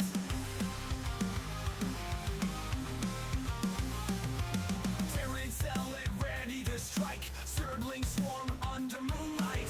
Protoss eyes bright as gold. Legend stories brave and bold. Charge the fields ready to fight. Masters of the star shining bright. In the game we find our light. High hearts burning through the night. Turn sailor ready to strike. Masters of the star shining bright. In the game we find our light. High hearts burning through the night.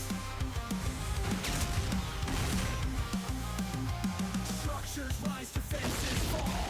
Victory sweet, we answer the call. Tactics sharp and plans precise. We face our fate, roll the dice. Intense drumming, a heartbeat sync. Pop pump screaming on the brink. Tension builds with each move. Proving battles we improve. Charge the fields ready to fight. Masters of the star shining bright. In the game we find our light. High hearts burning through the night. Turn sailor ready to strike. Masters of the star shining bright. In the game we find our light. High hearts burning through the night. High hearts burning through the night.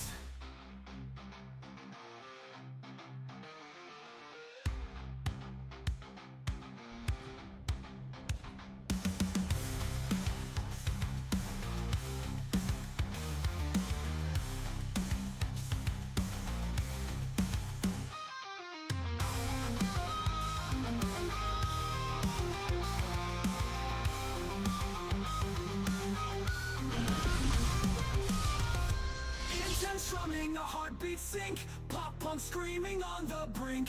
Tension builds with each move. Proving battles we improve. Charge the fields ready to fight. Masters of the star shining bright. In the game we find our light. High hearts burning through the night. Turn sailor ready to strike. Masters of the star shining bright. In the game we find our light. High hearts burning through the night. High hearts burning through the night. High hearts through the night. Whatever you do,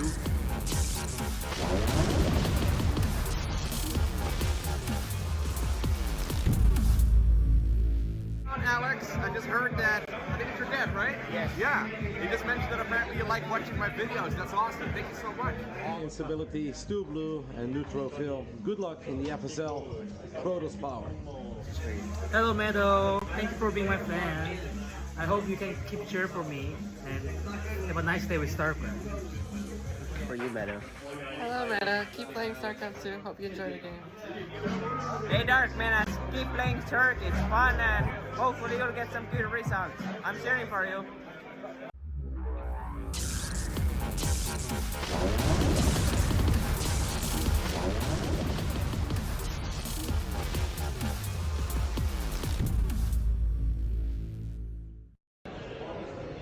What's up, guys? We're gonna talk to the FSL people here. Who's playing? Hello, my name is LittleReaper, and I play Protoss, and I've got a Platinum 1. Nice. Hey, I'm ChienPwn. I play Protoss and I'm Gold 3. Well, I've achieved Gold 3. Nice.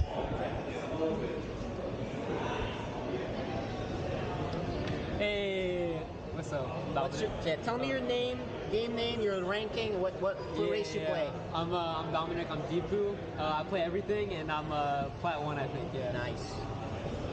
Hello, I'm Ethan. I go by ET. I play Terran. I'm like Silver 2. So nice. Menace, Zerg, Diamond 1. Alright. Hyper Turtle, Platinum Random. Nice.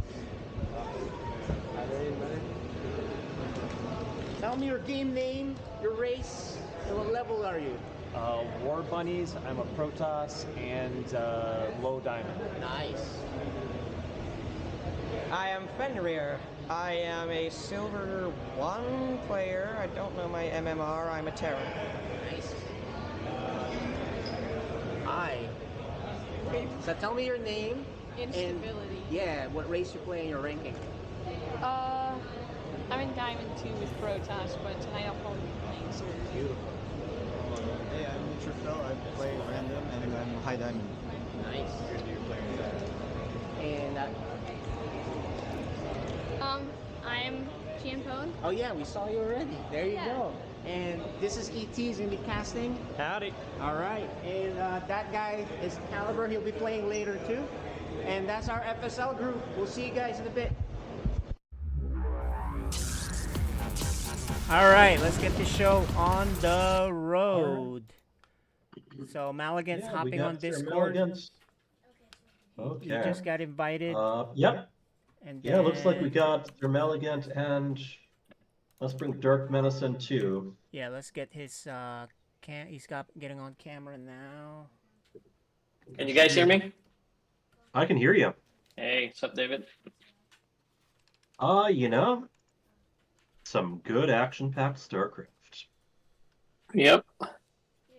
Good to be back. I haven't played for the longest time, man. So crazy.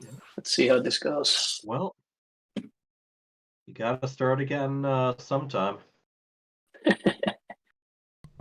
Yeah, so he had. Let me tell you, nothing issues, welcomes you back like StarCraft does. Oh, what's up? I was gonna say he had tech issues because his Mac usually is pretty good, but just kind of started. No, I have the latest Mac, right? So I installed. Oh, right, really? So I installed StarCraft. Yeah. Because it's new, the new laptop. Yep. And then for some reason, I played AI just to warm up, and it crashed, and it restarted my whole thing. I said, "What the heck's happening?"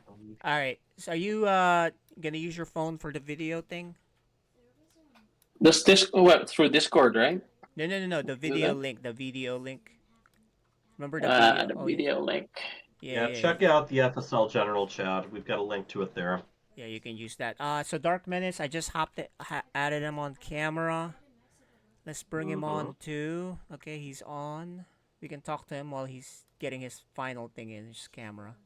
So, Tychuk says DarkMenace is a beast. DarkMenace, do you agree with that? I did not hear that. Okay, fair enough. All right, so where is this link? Is it on Discord? I'll message it to you. Yeah, here. Wait. Yeah, that'll be fine, and message him the password too. Yep. Where you're gonna use your phone or where should I message you? Okay, hold on. Let me grab it. Here, you guys, I'm gonna have to call that a night, but thanks for having me on. Hey, thanks for hopping Okay. on. You bet. So Malagant, I'll message it to your Discord on your phone, or what? Yeah, yeah. Send Is it that to how- my. If you can send it to my text or Oh, Discord, text. yeah, I can. Okay, I think it'll be hard for me to do that given I'm on Okay. the Yeah, computer. just do it in Discord. Yeah. So let me message you on Discord real quick. Hang tight, guys. So Malagant is on. DarkMenace, you're all set. I think he's all set, right? Let me see. Where's SirMalagant? Well, they're in the lobby anyway. Oh, You know, I remember there was a good stretch of time. I think it must have been almost 6 years where the original StarCraft wasn't even playable on Max. Oh, There was yeah? some update that caused the executable for that and the Yeah. other older Blizzard games not to work. That was part of the incentive to bring out Remastered, you know, along with all that mess with the networks, you know, having to make sure that port 6112 Yeah. was Nachoz enabled is every here. time. Maybe Nachoz, you Hey, want to Nachoz. co-cast? You up for it? You want to do Feel that? like talking? Yeah, absolutely. Let's go. All right, great. Yeah. Let's add Nachos to this party then, too. All right. Make it a nacho party. Nacho party. Heck yeah. Nice. More cheese. More cheese. More toppings. More Well, toppings. honestly, what I like is to have not just the cheese, but to actually have Doritos as the chips, you know? Yeah, no doubt. It's underrated. So good. Decadent. Yeah, I sent you the invite in game. I received it and I'm in the party. Yeah, just now you Can you just give me gotta the join lobby the link? game. Oh, okay. We see Malagant on camera now. Beautiful. Okay, cool. And you guys are the casters. This is our best top of the league right here. So yeah, so I'm gonna try to these keep are up the Code S observing. guys. These are the ones who know what they're doing. Yep. Malagant, you're facing the last season's champion. No pressure. All right. I think. All right. So Malagant's on. Box is on. Okay, we're all set here. Invite to game. Here we go. Oh yeah, That's Nachos what I is was on. missing. Okay, there you go. Needed him. And Yep. as far as Mac and all. oh, we got a Whoa. Arcadia with a sub. Thank you, man. Appreciate it. Hey, awesome. And you know the FFA didn't count, but the score so far is 3-1 still. Well, yeah, that's where we left off. So, you know, it's time to try to bring things back on behalf of Pull the Boys. That's right. DarkMenace, you think you're up for the task? I guess. All right, fair enough. Okay. I guess as good as anything, so we should be about ready to get started. All right, let's check with the players and let's get going. All right.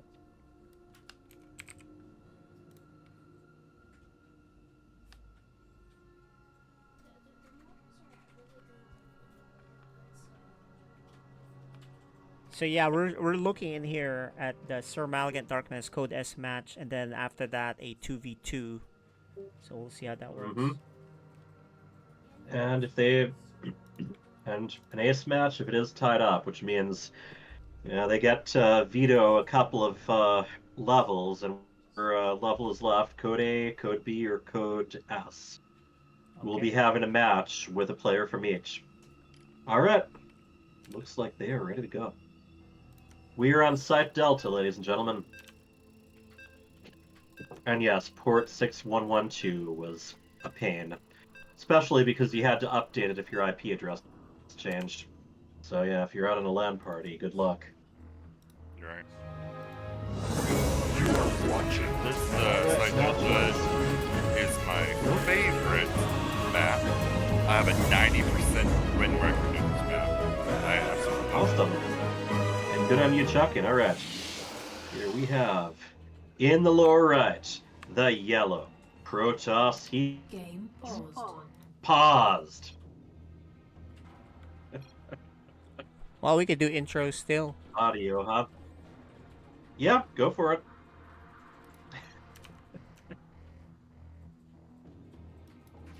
SirMalagant. We have some very light on audio things going on. All right. Anyway, he is SirMalagant, and he represents the team of CheesyNachos.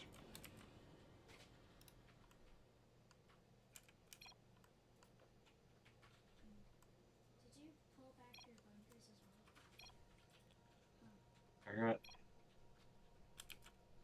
Game resumed. All right, we can intro the top Now, left. the now. upper left, we have the pink Zerg, our Codas champion, DarkMenace.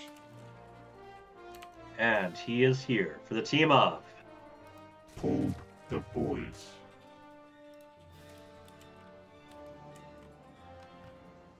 Alright, those pauses can throw off time in a little bit, especially this early in the game, so we'll watch as everyone recuperates. Nachos, what can you tell us about SirMalagant? You know what? This is my first time watching him. I drafted him just based on his involvement with the FSL, and I was like, you know what? I'm gonna chance it and get him on my team, and I'm glad he's here. Yeah, did he tell you where he got his name from? Not at all. Where did he get it from? One of the lesser known Arthurian knights, Knights of the Round Table.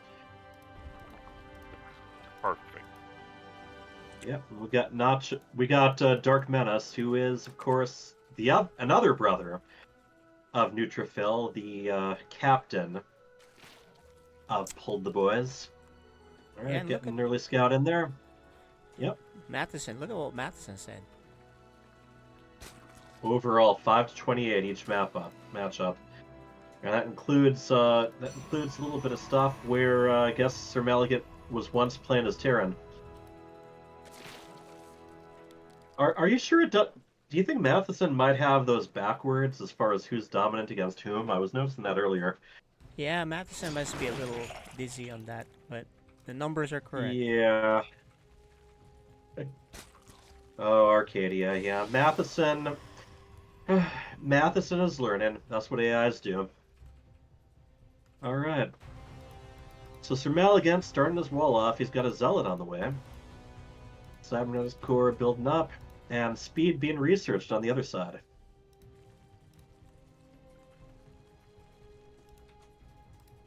Alright, Nachos. How about DarkMenace? You've seen him in action, right? Yes, a couple times. Super solid player. I would not want to face him. He's good. Yeah, he's got his Zerg down. And, after the run that Harus had last season, he just kind of ran into a brick wall against DarkMenace. It was really something. DarkMenace was just more than ready for him. And, of course, DarkMenace, himself being a longtime rival of his team captain, Neutrophil, the two of them have faced each other in the finals quite a few times. So, we have the third taken. DarkMenace feeling like it's worth it to just work his way through with the Overlord and see what he's up against.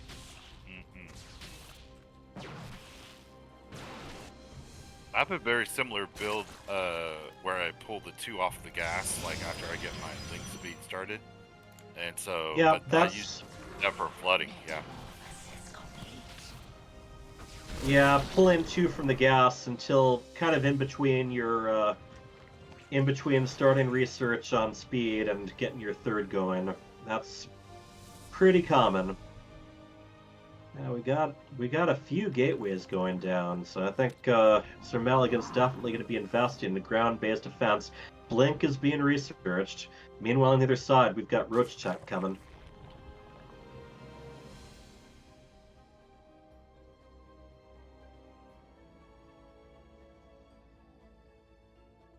Sentry being added. Yeah, I think these Zerglings are just there to take a peek. Oh, and also just to check out some of the different places you might expand to, leaving a Zergling at each just to catch a probe off guard should one head that way.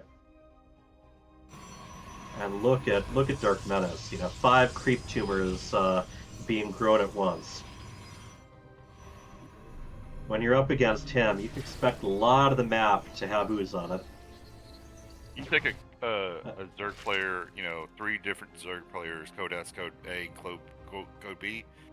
The clear differences is their creep spread, for sure. Well, it's the most noticeable one anyway, especially on the mini-map. Yeah, and even non-Zerg players notice it. They're like, whoa, that Oh, absolutely. spread is so good. Yeah. Yeah, that's... Well, it's amazing because it's one of those things that wasn't always a thing. You kind of got stuff eventually where you had some Zerg players that, were just kind of doing a little, but then you had some players like Scarlet who just jumped ahead, and it was like, wait a moment, how are they doing that? And, having these extra queens focused specifically for creep spread. Mm-hmm. And you put down multiple tumors at once. It makes it expand a lot quicker. We have a hallucinated Colossus. That Zerglin is running for its life. And finished off by the Sentry. What a shame. Scared off by the Sentry's hallucination, then punched in the face by that same Sentry. Not gonna lie to you. Mm-hmm. My early to mid game is like Roach Hydra. If I see a Colossus, I'm like, I hope that's a fake Colossus, but it usually isn't. Yeah. They're not that fast moving, but the neat thing about hallucinated Colossus is, aside from how scary they are, is they also grant high ground vision. Yep. So crucial. So far, they really haven't done a lot to bother each other, aside from, just a Zerglin here and there. And look at that Changeling marching right around the base. DarkMenace is keeping a very close eye on his opponent. Yeah. Yeah, the worker count is, wow, 23 in favor for DarkMenace. Yes, indeed. Yeah, that is all the way up. Let's see.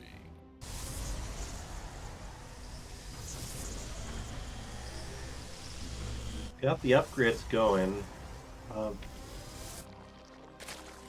Yeah, Carapace on the side of DarkMenace. Meanwhile, SirMalagant researching attack and armor.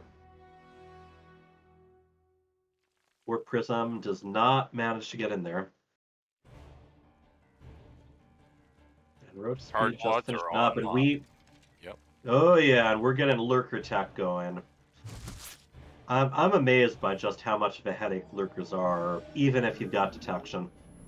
Or even if you've got the splash damage for it, you really have to pay very close attention. And yeah, let's get a zoom in on that Changeling. It's to expire soon, but for now, he is still a part of the club. And... Zerglin goes down, and splat. Hey, did anyone notice Carl over there imploding? I don't know, there's something I just love about the concept of the Changeling. It's actually, I think the first short story they did for StarCraft 2 on their website was kind of a sort of interpretation of the thing, except it was a Changeling that was sneaking around in the background. Alright. Yeah, DarkMenace definitely knows SirMalagant has that Warp Prism. Yes, due indeed. North. Overlord's keeping a very close eye on it, but it's DarkMenace who makes the first really fully committed attack. Two-prong attack. Yep, although they both end up on one prong. Force field's used pretty well, there's no Ravagers there. Yeah, and there's a good chance he can just get himself outnumbered. He's doing a great job not getting surrounded, though. And those Archons are really painful. Oh, one goes down. But... Definitely lost his 4. Wasn't able to cancel that. Yeah. Fast. I'm not sure if he was or not. I don't think so. I think No. he was too busy controlling the units. Right. Too busy not dying and too busy defending. Understood that. Yep. Yeah, sometimes you're too busy keeping your units alive to remember to tell a building to kill itself.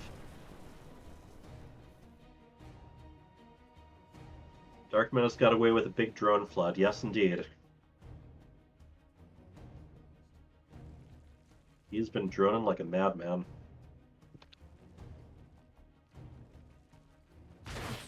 DarkMenace is at max 80 workers. Yep. And with half the map turned pink. And it is going to be very hard to engage a maxed out Zerg creep.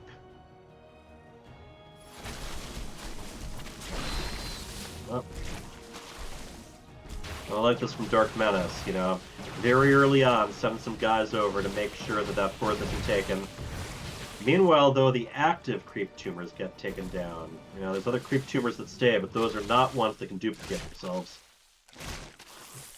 Roach is close enough to use their melee animation.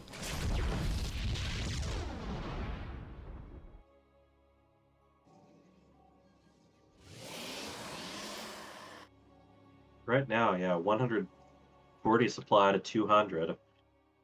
Zerg is looking very swarmy today. We are getting Colossus tech, real Colossus tech being added. And another thing I gotta say SirMalagant has going for him is upgrades. He is at 2-2, his opponent 1-1 melee, and no upgrades for range damage. What I'm really worried about, though, is the lurkers. Lurkers scare me. The beast from underneath. You have an overseer, an observer out of place. You don't have enough juice for scans, and they just melt armies. They melt buildings. It's their Sometimes even if you've got the detection, if they're in a good position compared to where you're trying to get in. It does have Sonic Storm over halfway done, but against Lurker attack, I think Disruptors usually fare better than Colossus. And here we go. And more changelings crawling their way across the map until they decide to turn into something else. Yeah, I think the story of this game is, I mean, sure, SirMalagant's been able to defend himself, but he has not been able to do anything to slow his opponent's growth. You know, Warp Prism's still just sitting there in the midnight position. And here come the lurkers, complete with Hydralis backing them up. So this is where things are going to get very serious. And you see SirMalagant splitting the lurkers up, trying to see where he can put them. And look, a bunch of them burrowing right down within range of the structures.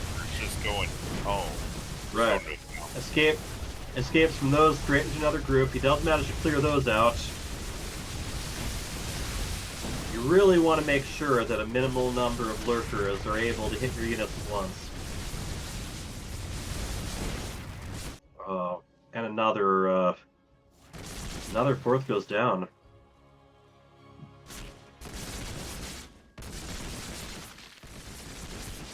$153 supply to 191. And with that fourth taken down, he's about to get supply block if he's not careful. Yeah, so far he's managed to avoid it, but that's a lot less economy he's got to keep units coming. Granted, they've both got some pretty decent banks, although, I mean, well, he's got almost 4,000. His opponent is about 12,000. That's just going to be very tricky to catch up. There we go. Storm's doing their work. But yeah, I mean, he loses a few units.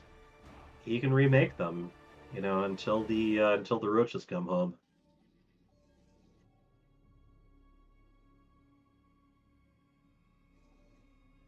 On top of that, SirMalagant 3-3, but his opponent is almost caught up to him. Got the 3-3 upgrades, about halfway done, and yes, once again, little purifier changelings just hanging out. That's something you really got to give DarkMenace a lot of credit for. There's no point where he hasn't had vision of his opponent. I was just about to ask you, does SirMalagant expand northward because he can't hold that fourth? But guess what's there? Changeling. Yes, indeed. Down in the way instead of a Zerglin. Yeah, just get a bit of damage in. I like the storms. Yeah, actually, that clears out the lurker. Well, more of them coming in from behind, but this might be a good time for him. He needs to clear out some creep, and he needs to try to do something to slow his opponent down. Fire on the way more Zerglins in production. And this is where SirMalagant, actually DarkMenace, he's just got the kind of economy where he can just do wave after wave of Zerglins if he wants. And yeah, SirMalagant almost mined out a couple of bases. And this might be one of those things where he just runs out of gas. Well, gas and minerals.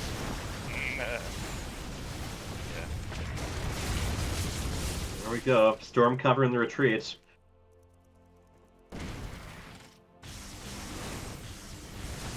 You know, he still does have a pretty impressive back. Gotta protect those Colossus, though.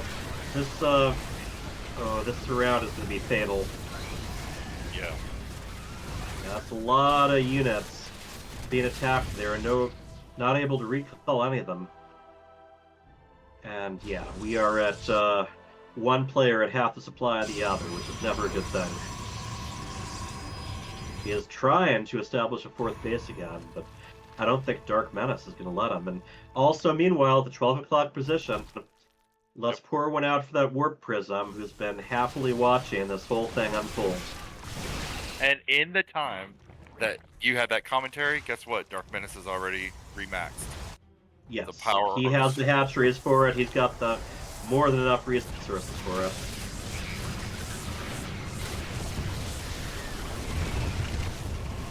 And in the end, I mean, he can just throw units at them. Doesn't have to worry about cost-efficient trades, because he's got the money to spare.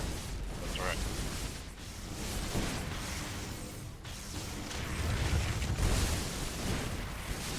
And Matheson makes a good point. You gotta keep expanding for economy, but DarkMenace has had something to say about it each time. The Colossus are starting to go down, and he's almost out of army now.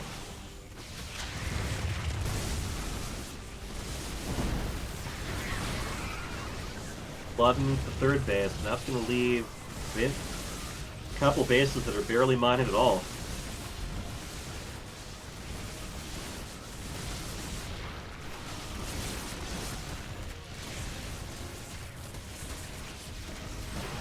Gotta say, I do like how SirMalagant has the bases set up as far as, you know, the SimCity, as they say. 64 supply. We have the GG. Pulled the boys. Puts another one on the map.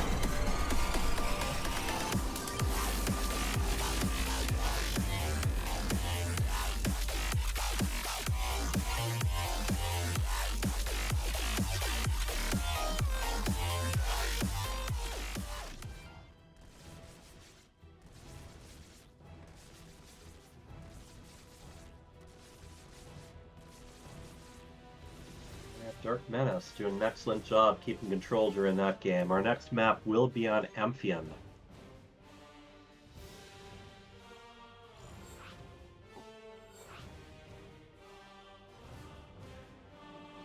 Alright, that brings the score between the teams to 3-2. Still in your team's favor. Let's see if they manage to tie it up here.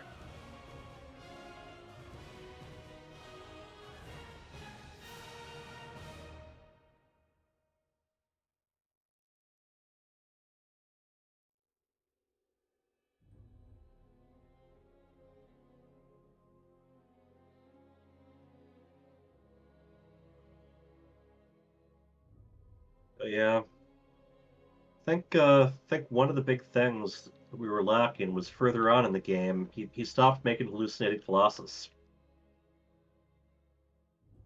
Now, you gotta keep those Colossus hallucinations coming, man.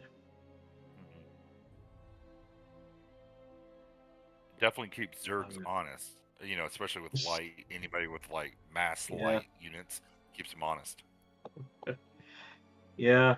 Honestly, some Phoenix hallucinations, just a scouted opponent would have been good too. It's just, you know, what do you do against a Zerg that just keeps growing and growing? You gotta stunt that growth somehow. Okay, we are ready. We are going to have their second match off of Codas on Amphion.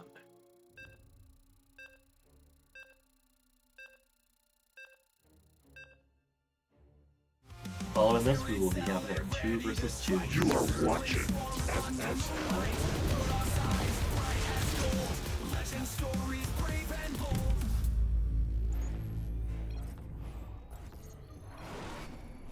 GLHF indeed. In the lower left, we have our yellow Protoss. He is SirMalagant.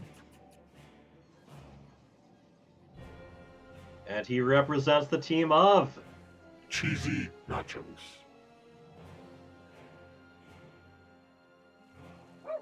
His opponent, the Zerg in the pink. Up one map, he is DarkMenace. And he is on the team. Pulled the boys. It's an odd little map if you haven't played it very often, since both players are on the left side, top and bottom. And you gotta kind of expand out to the east. Then you've got that whole center area with destructible rocks or low yield minerals. So there's a whole path you can try to open up straight to your opponent, or, you don't feel like breaking rocks or mining tiny minerals, you can just go air. Yep. Now, if you were, if we had Terran, you'd have that Reaper path right down the middle. That usually gets blocked by one or the other. Yeah, air is always an option on this. I believe, as a Zerg player myself, I just break the rocks. Because I gotta have a path of escape and nothing else. Yeah, path of escape, as well as just an easier way to take down air units if they're trying to take advantage of the paths that are blocked. Alright, once again, DarkMenace making sure to take a nice look with his Overlord.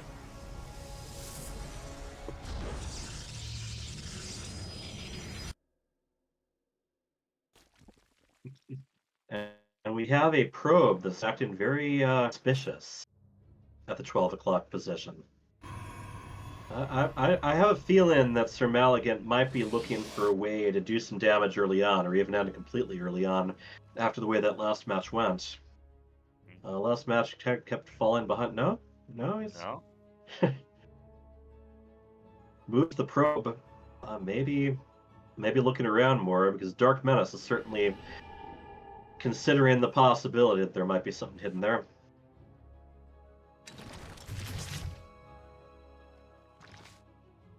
Does that queen get it? Yep. DarkMenace is too good to let a queen get drawn off of the creep. We are going with Twilight Council.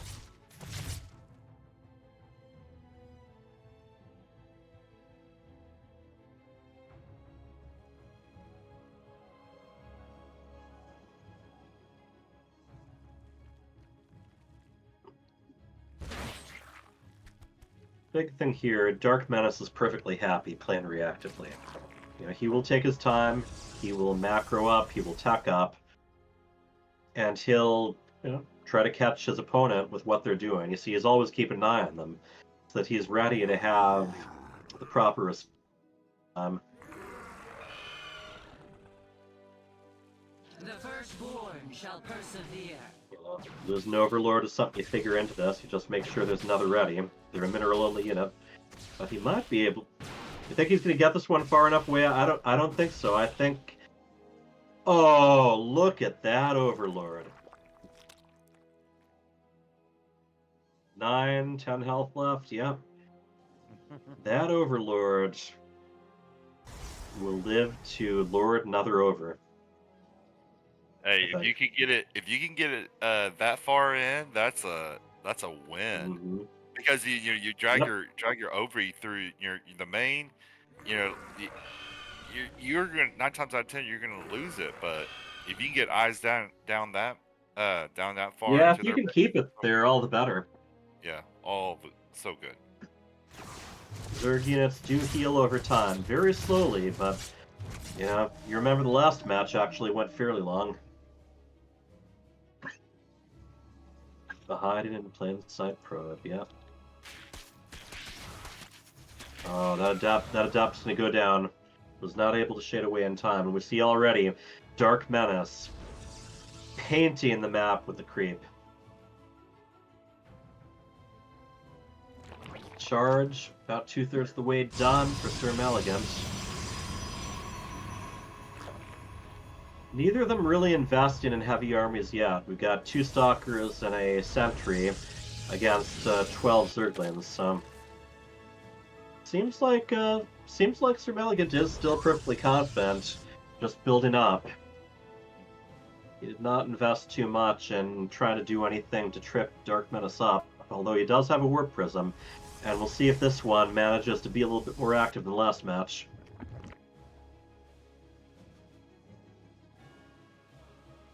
Base is under attack. Zergling just kind of nibbling on that Nexus for a little while, not for very long.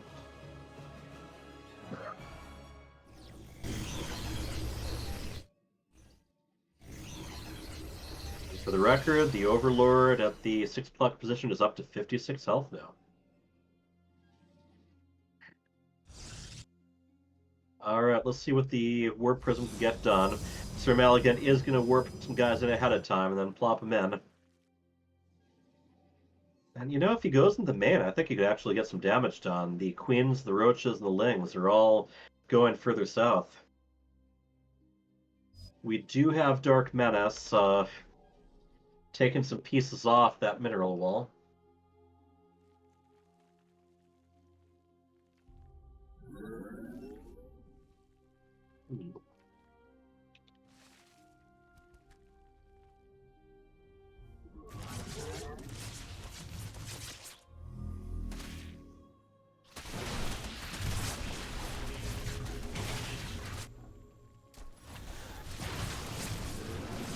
Alright, Queen's fighting the Stalkers, but in the meantime, some damage getting done in the main.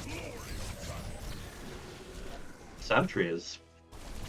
Is he going to force field off the ramp? Yes, he is. Ouch. Wow. That's a classic there. And one thing I've noticed, DarkMenace doesn't really like to make Ravagers. So, they're the classic answer to force fields, being able to bring them down. Alright, here we go, another force field. He's going to try to clear out some more Roaches. Just cutting them off from the group. Still, he probably needs to warp some more in. He is. The Queen's just kind of stuck down there. And another force field. Wow. I'm telling you, this damage can just keep building and building with DarkMenace not having anything available. Now he's going to just go ahead and move out and pounce. He might be able to take the lair down no matter what, but he's actually heading south and getting even more work done. Losing the lair, that is a heavy loss there. And the spawning pool as well. There's a lot of things he can't make if the spawning pool is down. That includes upgrading another one into a lair. Yeah. So this army is formidable. It is a Starforce with Blink, it's charge lots, it's cleanup time. He's got a nice little combination. Down to just a couple of sentries. They're up front, but they don't have any energy left. And look at that. Still making full use of force fields, and not only is he on high ground, but also there's no creep for the Queens to walk up with. He does want to keep this going though, because his opponent has multiple other bases. And a spire.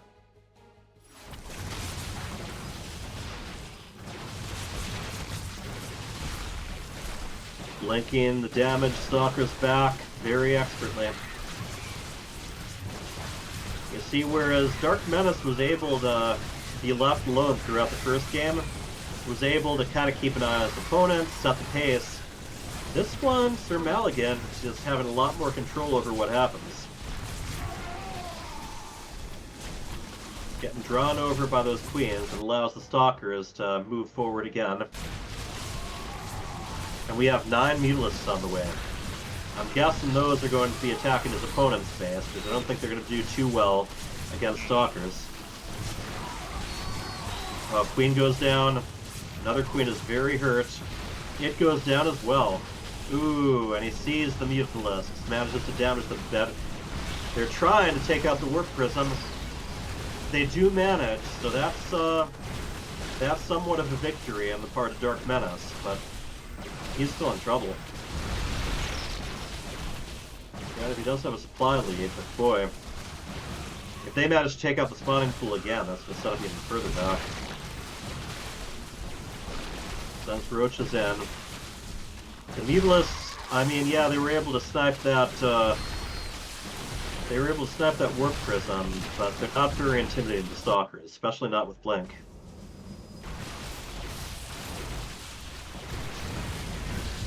A truckload of roaches just came online, cleaning up, but what damage?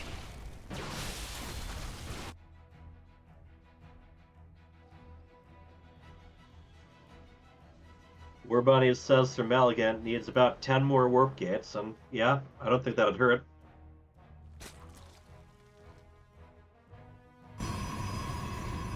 Here's the thing, you know, he's done with that attack. DarkMenace replacing the hatchery in the main. The trick is to make sure that he still takes advantage of this. DarkMenace still ahead by about 30 supply total. DarkMenace also with a much bigger army.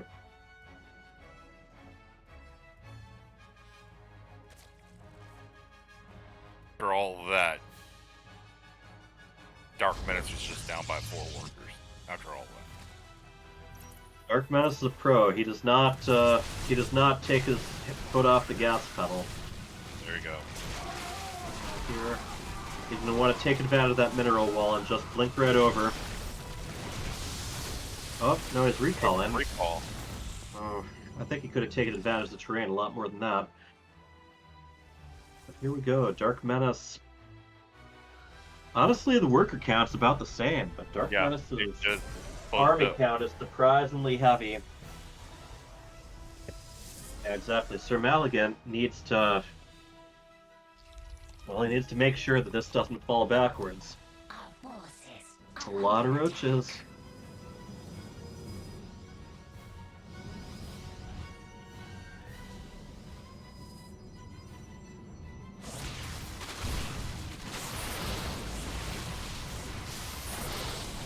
Here we go. Good conclave. This, like I said, a lot of roaches. He's got 1 shield battery within range, and he can keep blinking back. The trick is to try to make these units last for as long as they can.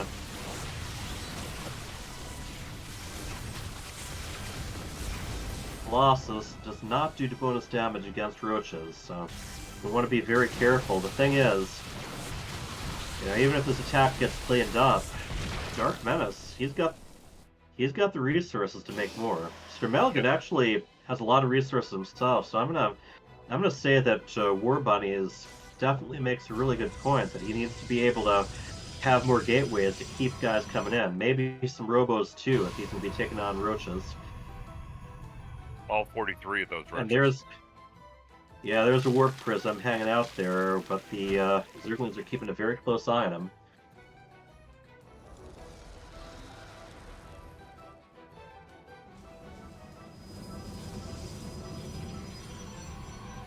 DarkMenace never stops sending changelings.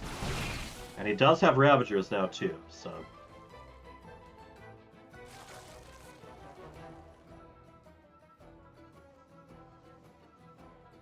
Overall, it really does feel like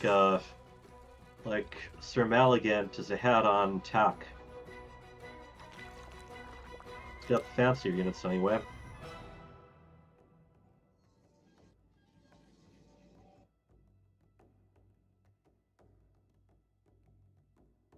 DarkMenace is still on lair, but I mean the difference in army size is still pretty significant.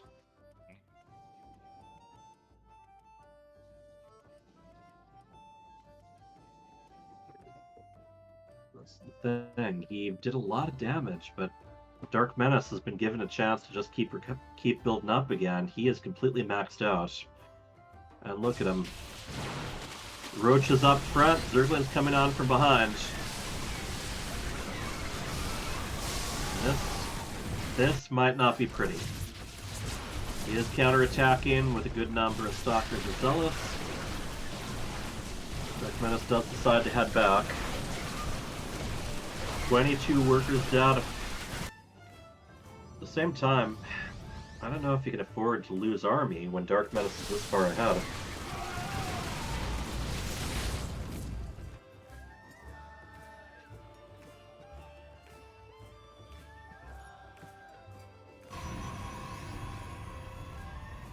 Army to 136 army.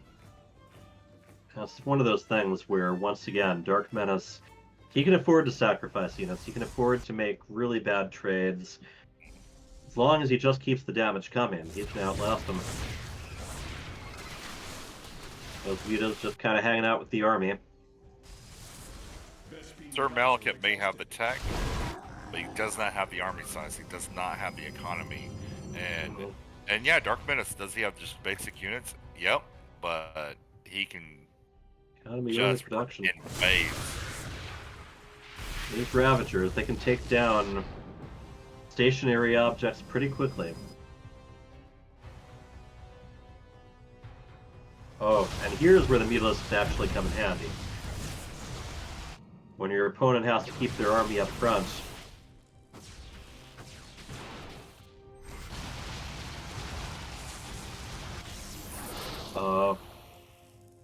Knocking 4 gates off. Yeah, that's Nartos' pylon if I saw one. Alrighty. And yeah, I mean, he's got to do something, but I don't think he can afford to fight on creep right now. Opponent gets so much of a speed advantage there. And I think this might be it. Yeah, that might be it.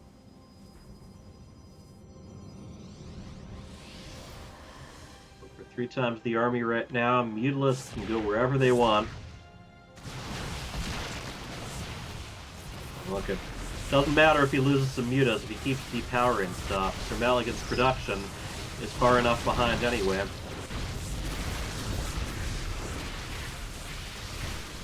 And if you look, those gateways in his main still haven't been powered again. We have the GG! Yeah.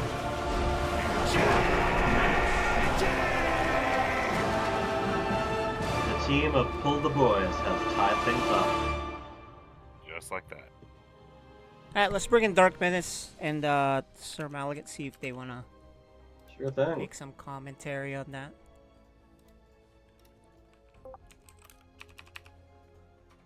Hey guys. Had a couple of long, pretty eventful matches there. DarkMenace, I think, had kept the advantage for most of Game 1. Game 2, SirMalagant, you really took it to him. The power of force fields, man. But in the end, he was able to recover still. I think is he muted? Oh, there he is. Hi, Pete. Malagant. Now, yeah, it was pretty good. That second game was really good. It was so close. You just kind of got supply blocked and you lost the prism. Yep, exactly. I Yeah. didn't expand. You almost had it. It was a pretty good attack. Yeah, those Mutalisks were kind of a long shot, but they paid for themselves. Yeah. They sniped that prism in the end. Yeah. So Good game. Yeah, and so because of that, just real quick, what the score is, right? It's I think now, we're tied up, aren't we? Is it tied up now? So for the team league, I believe Malagant, it's 3-3. yeah, you almost pulled off, and we're tied up now at 3-3. Yes. So there's a 2v2. Do you wanna, Malagant, help out the team and see if you can? You'll be facing against Dpoo and them, and Nachoz will team up with you. Can you join on that? Well, I don't think Nachoz is 2v2. going to be available, but Revenant Rage is willing Oh. to jump in. Was that it? Oh, okay. Yeah. Yeah. Unfortunately, I can't stay on. I have an early morning in the morning, so I wouldn't be able to hang. Okay. Got it. Better than having a early morning in the evening, okay? Right. Yeah, cool. Okay, so what's our plan here, guys? Would KJ, would you be able to play with SirMalagant with a TV2? Yeah, me. Hey, Malagant, you want to play? Let's go play. Sure. I'll be on LittleReaper's computer. Okay. Okay. 2v2? Who are we playing against? How diabolical. Yes, 2v2. Who are we playing against? It's Dpoo and Neutrophil, you and me. Oh, So okay. let's give it a try. Yeah. There we. Yeah, let's give Let's it a try. try. It'll be good. It'll be good. All right. So, all right, we're booting up Okay, the other so PC. I'm hopping on. The stream just to be from. Okay, who's going to be observing? LittleReaper will observe for us. Okay. So sounds I'll good be to me. playing on his Does computer. he know how to do the intros? He knows the intros, but that's about it. Okay, Nothing too great. complex. Sure. And let's see. Are you gonna comment it? Do you need somebody to join you, or are you good? No, I can stand high and alone. Yeah, and then we go ahead and pause if there's some issue with production. So keep an eye out on the stream, just in case he alt tabs somewhere or it goes somewhere south. Okay. But I think I'll keep it on the stream. Okay. Yeah, I think we this should be could okay. be starting on Divergence. Yeah. Let's see. KJ, SirMalagant, win it all. Good luck, everyone. Yeah, if we win 2 games, we win the thing. I think. The match. for y'all. All right. So it'll be tough, but we'll try. Here, let me bring the other guys in. Yeah, let's bring him in. All right, hello to Pull the Boys. Hello. Hi. And SirMalagant.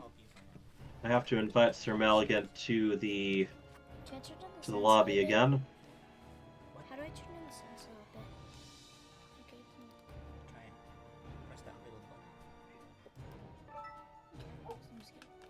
And you press add to scene under here. Okay. So add this one. Add to scene.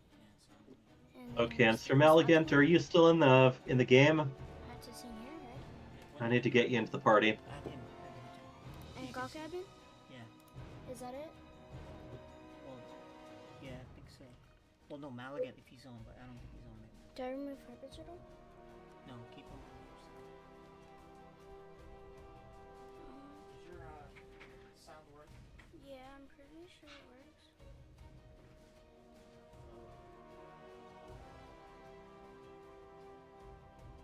Move back to party.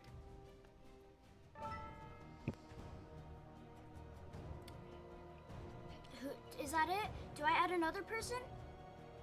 Drag me to the on Discord. I'll drag you to the LittleReaper up to the stream channel. Okay. Can you hear me? Oh, you have to. Oh, okay. Wait, I have to change this to screen. That's right. We are teaching the next generation of observers how to do this. Oh wait. There's a button there. Hello? There's a button.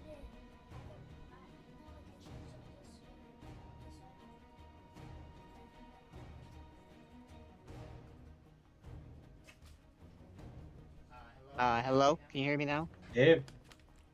Okay, great. So let's see, Malagant's on. We'll have to just drag us Yeah, into the I same, think I invited him to party channel. and then accidentally kicked him out again. Is he And add LittleReaper too, because Oh yeah. I'm using his computer. Hey, Dad.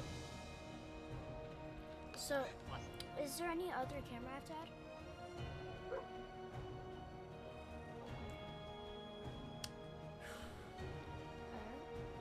because he's not on.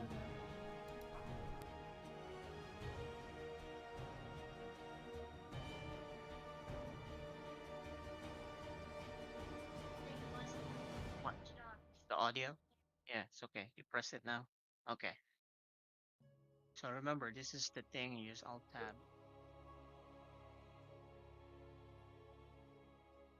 Okay. You can see the stream there. I can't hear Hyper Turtle. Can't hear what? What's going on? I just Oh. have. I'm trying to find the other players on the list. I need to add LittleReaper and SirMalagant to the party. Okay, so let's see. Okay, It's not giving me the option for some reason. I'm there now. Okay, how about you invite them then? And then invite. Who else do we need to invite? SirMalagant. Dpoo. Malagant. Where is Malagant? There he is. Okay. Okay. And we need. Okay, I think we got Malagant, it. can you hear me? We're gonna have to talk. He's muted. Yep. Okay. Oh, there you are. So we're jumping onto a different channel. I mean, Yeah, he's gonna drop. Yeah, his I'm gonna be putting you channel. in other channels. Cool. So here, SirMalagant, KJ for.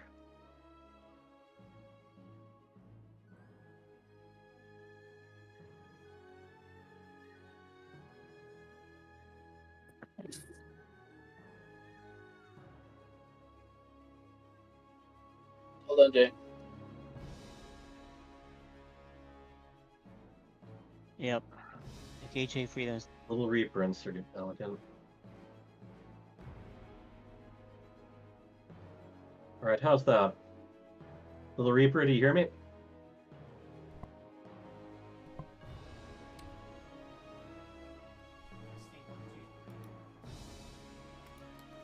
Dpoo needs to join the lobby. There we go.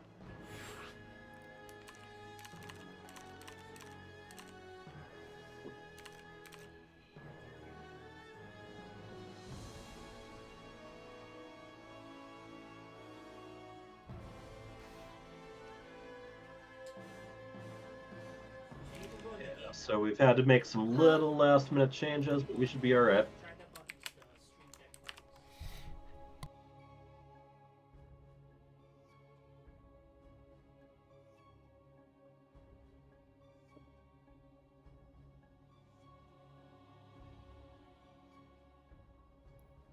Switch LittleReaper. Oh, okay.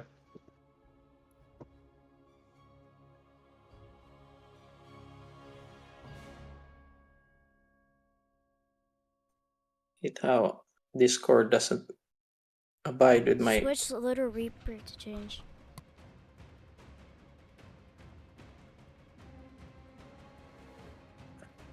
Such a struggle every freaking time.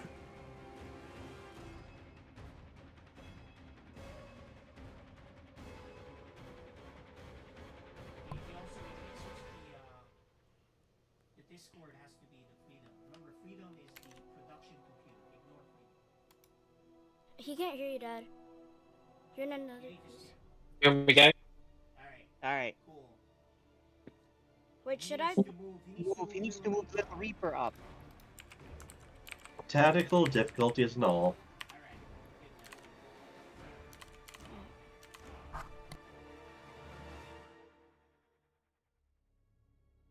Looks like this is going to be a nice Protoss heavy match.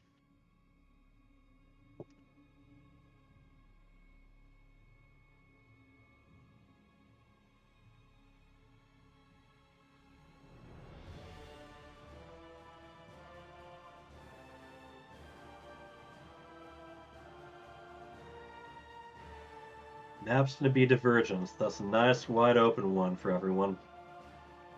Okay. Ready to go. Alright, and LittleReaper, make sure to be ready to switch to game.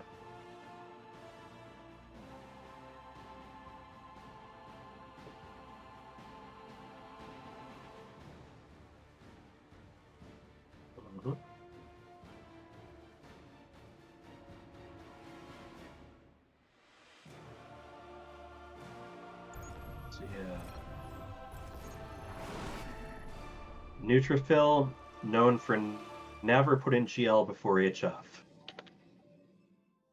Game paused. Oh, okay. All right, audio.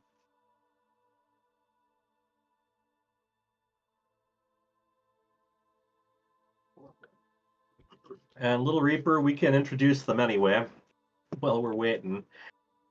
So, in the upper left, we have the orange Protoss. He is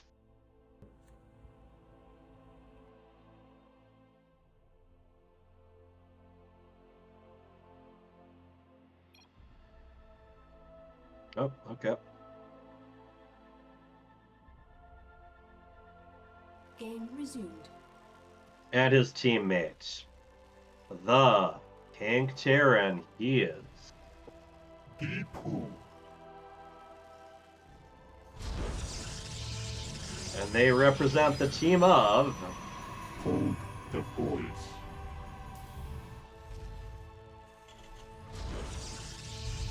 Their opponents.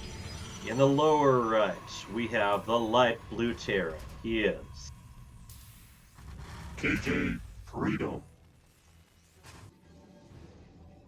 And his partner, the Protoss in the yellow. He is SirMalagant. And their team is known as CheesyNachos.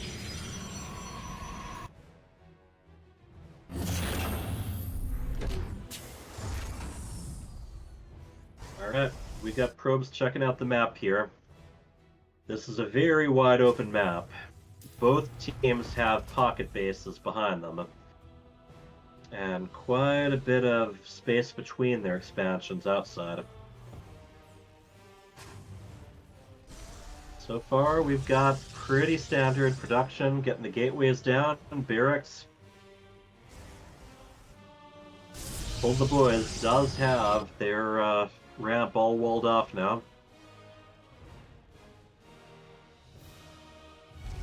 We got a nice little mirror team match. Terran Protoss versus Terran Protoss. And Nachoz Cheesers gets their wall down as well.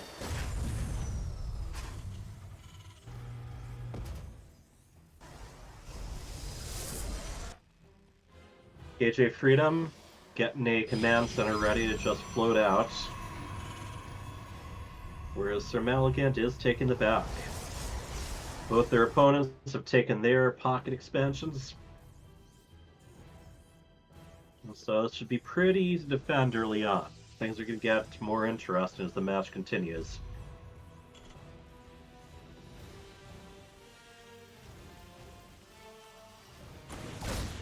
SirMalagant has the Zelnaga Watchtower, and we have a Reaper War. Neither of them managed to catch each other with the grenades. And they go their separate ways.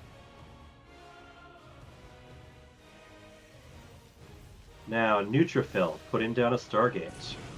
Factory attack from Dpoo, as well as from KJ.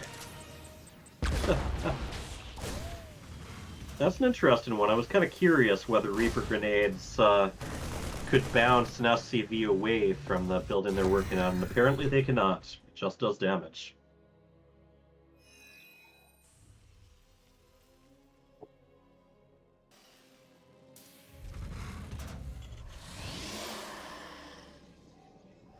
And KJ Freedom managing to take out, I believe it was a probe. Blink attack on the way from SirMalagant. Stim on the way from both Terran players, and we have a Phoenix in production from Neutrophil. Flying units can really cause havoc in these pocket bases.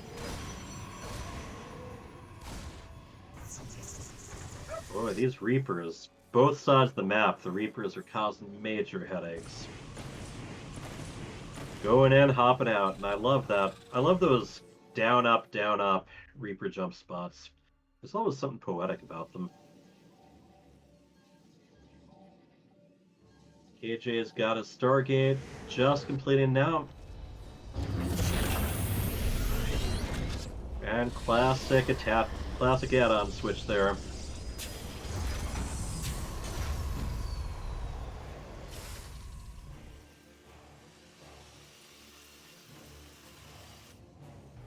AJ definitely with a pretty good number of Marines. His opponent, Dpoo going siege tanks. And then we got more Phoenixes on the way. From Neutrophil.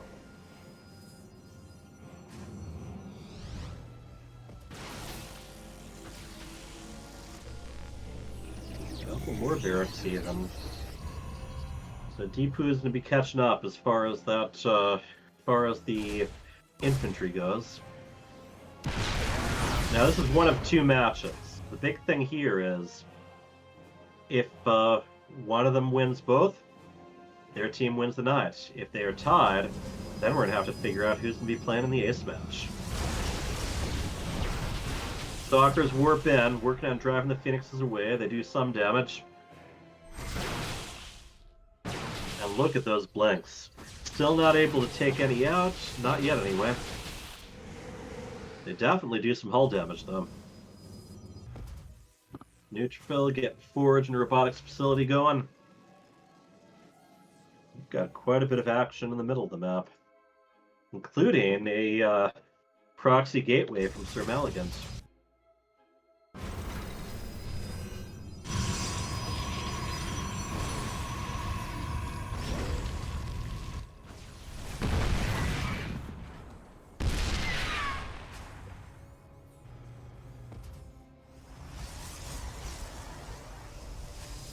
So far, just little pokes, but I think that's about to change. LittleReaper and SirMalagant moving in with the Stalkers and the Marines. Stalkers blink out, but I think it's just fine time for his partner to come in too. That's a lot of shield batteries they're going to have to eliminate in order to keep things even. Oh, and the siege tanks. 2 siege tanks. That might be the end of this push. If they get siege, unless they can be blinked right on top of. Here come the Zealots.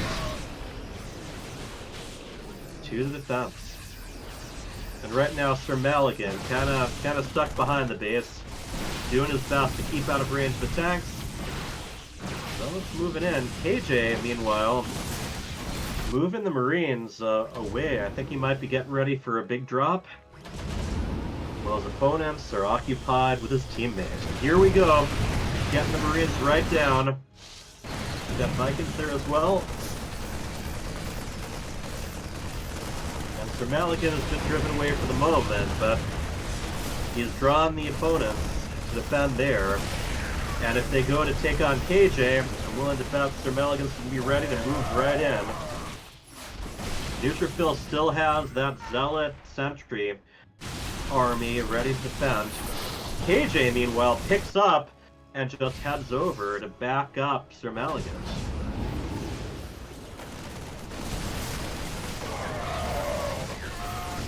There we go.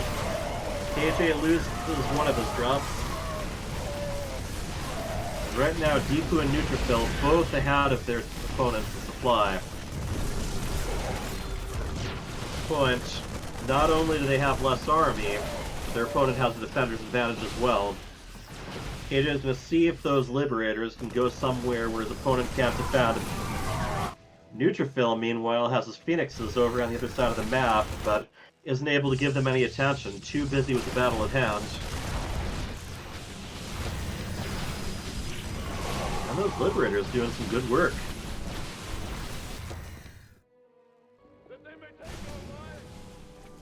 A Liberator in each of Neutrophil's bases. I think they're ready to hit back, though.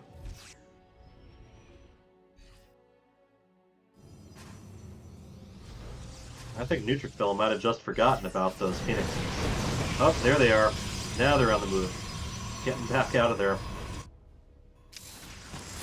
Still, Dpoo and Neutrophil, the team of Pulled the Boys, have a significant supply lead right now. And those siege tanks, I don't think their opponents really have any good answers for them. There's a mine, gets a good hit there. And Oh, it's Nachoz Cheesers. We're trying to make the most of the defender's advantage. Dpoo moving right in.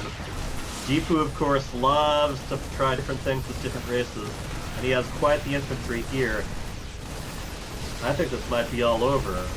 Dpoo is right on top of KJ's production. Well, meanwhile, SirMalagant's gateway forces are gradually being whittled down. GG!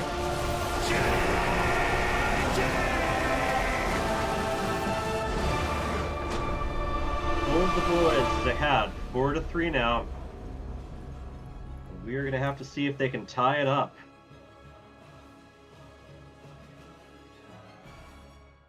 Next map will be Overgrown Facility.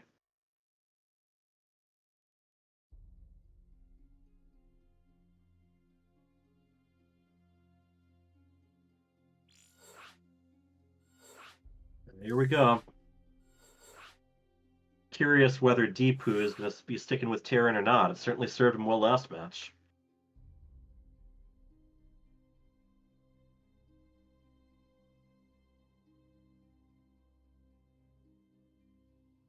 We have our teams divided up.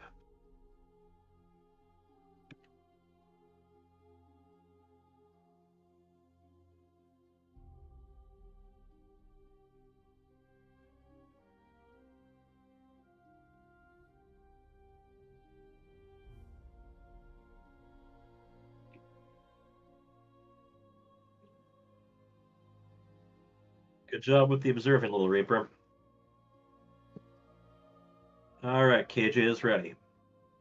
Neutrophil is ready. Let's do this. We will either be getting a victory from Pull the Boys, or we will be moving on to the ace match.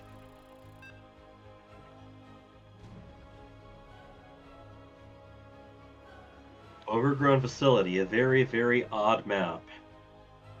And with all the space on it, there's some good places where you can set up proxies. Also a lot of gold in this map too. In the upper right, we have the pink Terran. He is Dpoo. And his partner, the Protoss in the orange. He is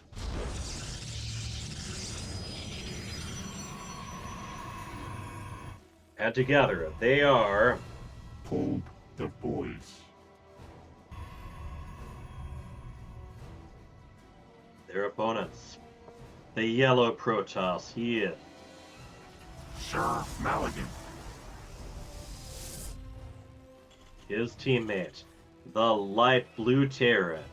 He is called KJ Freeedom. And they are representing the team of CheesyNachos.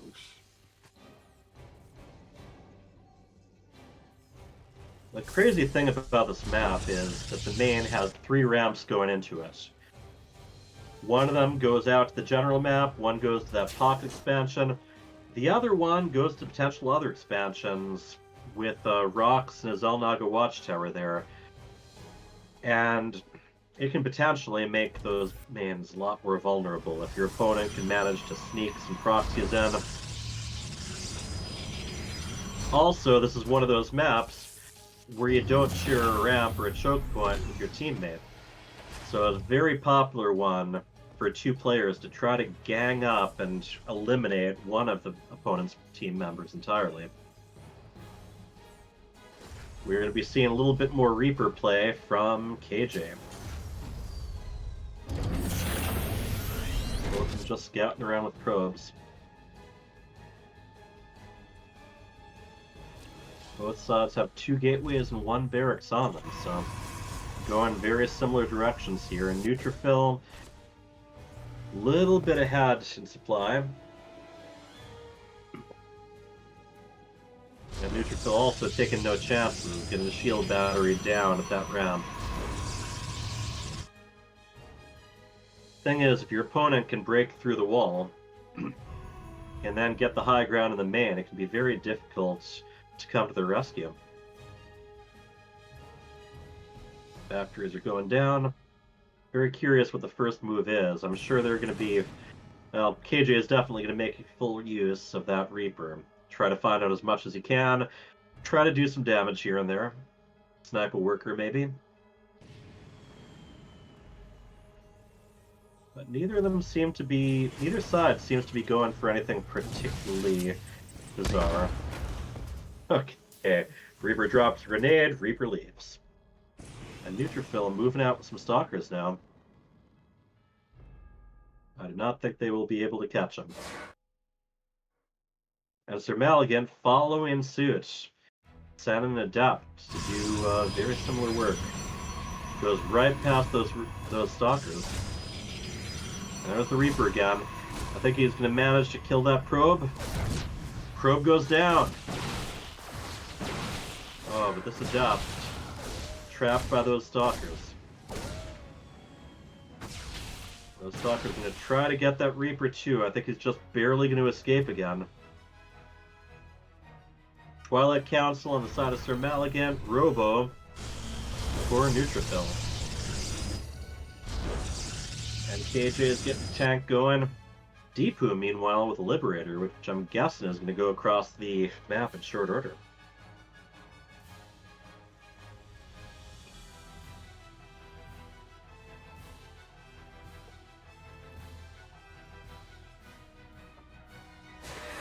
Nice bird sound effects to set the mood on this map.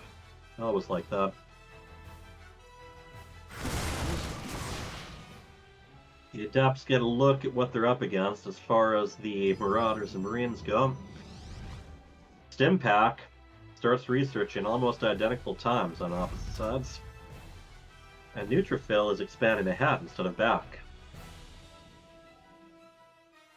Interestingly, SirMalagant has not expanded yet. We're at almost at the 5-minute mark. There is a probe there. Seems like he's ready to expand, but well, maybe he keeps putting money in a couple other things and just ends up without the 400. However, it looks like the team of Nachoz Cheesers are going to be going on the offensive. This is going to be a pretty dedicated attack. Not quite as dedicated as last match, but this is meant to eliminate a player. They can get that down, they get the siege tanks in a good spot, get high ground vision, and then just go pounding away. Also, if they can depower both those pylons, that'd be a treat too. Alright, Neutrophil moving up with the Mortal and some Stalkers, benefiting from that shield battery. But meanwhile, Dpoo coming around from the other side. SirMalagant quick to blink over and make sure to defend those siege tanks. One of the gateways is already down. Other gateway goes down. And you see that Liberator making it difficult to comfortably get down that ramp. I don't think Dpoo is trying to figure out when the best time to bring in the reinforcements is. What the team of Nachoz Cheesers really wants to do is get up that ramp and use that ramp against their opponent's own teammates. Marines stimming in. Those tanks and that Liberator, a very difficult combo to break. Neutrophil is now supply blocked. And low on gateways as well, so he's in a difficult spot right now. I think he only has one warp gate at the moment.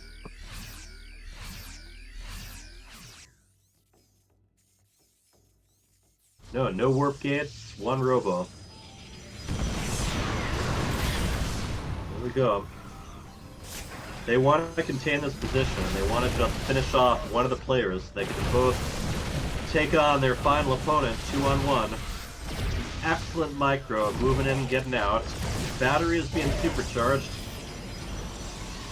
And Dpoo, meanwhile, is just going on the counterattack, killing off reinforcements, and then seeing how much work he can get done on KJ's base.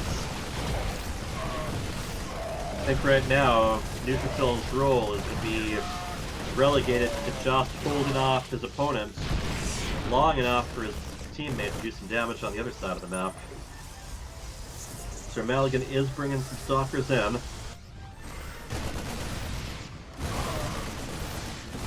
Decent number of Marines and Marauders there. And they are getting right into KJ's workers. KJ does get a siege tank siege though.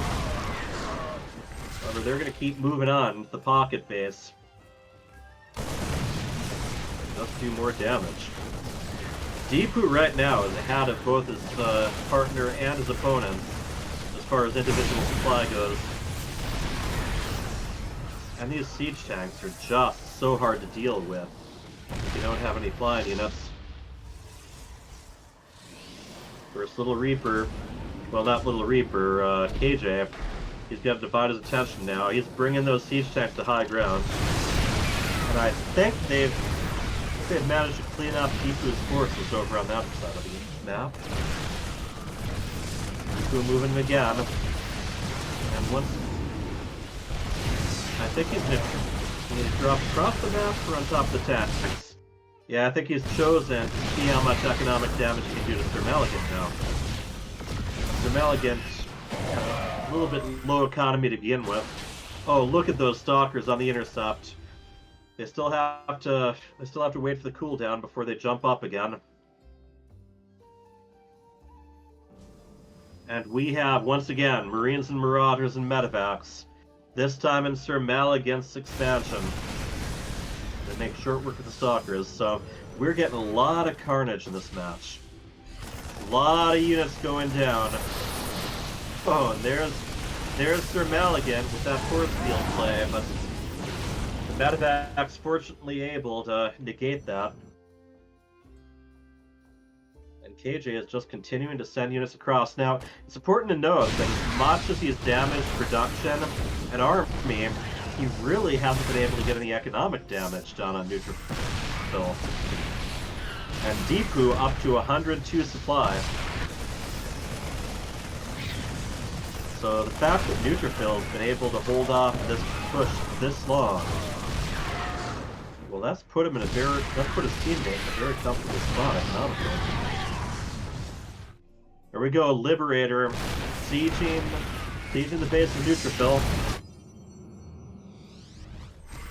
SirMalagant doing his best to do the defending back home. I think.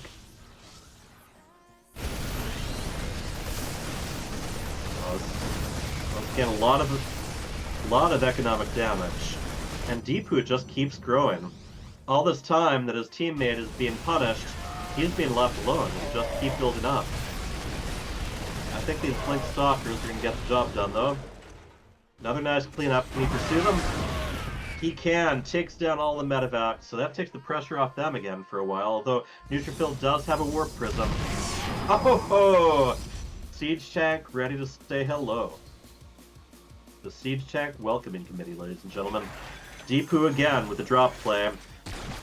And KJ again with the Liberation. That's what Freedom does. Liberates. Getting to be a heavier and heavier game, but Dpoo continues to be the person with the supply. He is dropping on the siege tanks, and I think that works. He managed to take them out. He has a siege tank of his own to get right there in KJ Freedom's base. But while they're over there, SirMalagant has seen what he can get done with his stalkers, and it doesn't look like much. There's plenty of Marines, Marauders, and siege tanks right there. And Neutrophil, I mean, yeah, he's lost some units to those Liberators, but he's actually holding on pretty well. Siege tanks. Dpoo doing the same trip, dropping right on top of the tanks, and finally Neutrophil breaks the contain. SirMalagant once again coming to KJ's rescue, but it might be a little too late. He has lost a lot of his structures. Dpoo is still able to just bob from one opponent's base to the other.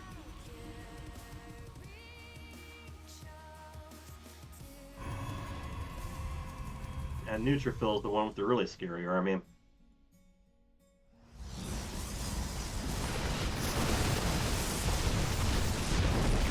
Just erases that base right away. SirMalagant does get the cancel in, but he kind of needed to get that going. Neutrophil researching Storm. Liberator back home. So the deal there was, I mean, they were able to get a lot of damage on Neutrophil. They were not able to eliminate him though. And here he is, even though he's pretty hurt, he's backing up his teammate very well. As Dpoo is just thrown fairly out of control. That's a lot of damage he can cause in a very short amount of time. SirMalagant doing very well with his Blink Micro. Black backing his guys up. KJ just lacking in economy and production. There's going to be a lot he can do to help his teammate out. And right on top of it, they're going to bring that Nexus down.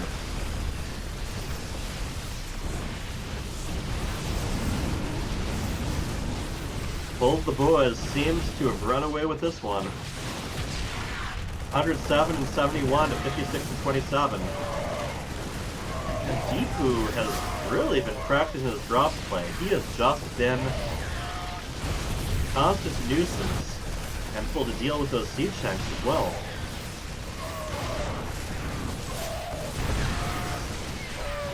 Here we go, another siege tank goes down. Meanwhile, Neutrophil taking out SirMalagant's final base. We have the GG. Pulled the board has taken the series.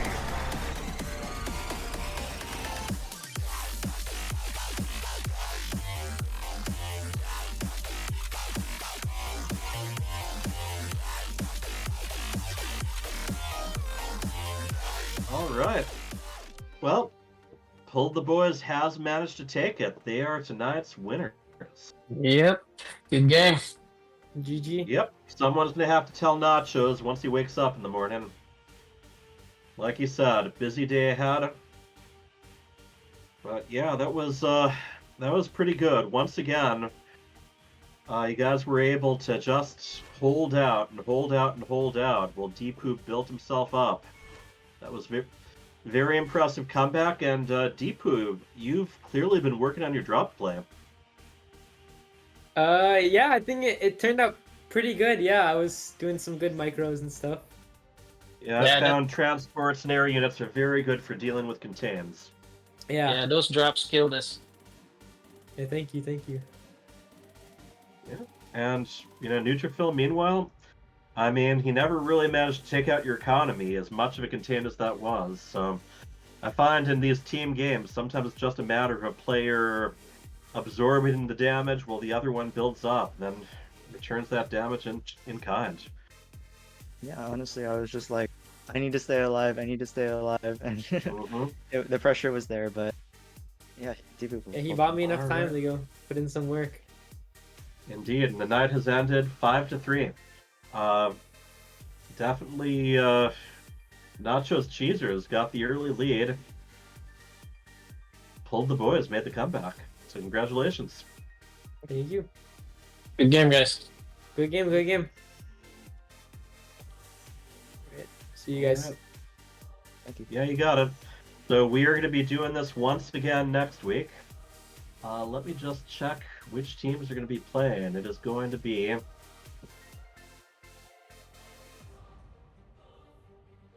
here, I gotta move back a bit.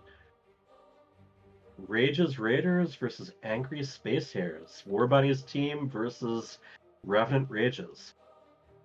So that's going to be pretty interesting there. Nachoz and Neutrophil will be taking a break there. Alright, and thank you to everyone who's been watching.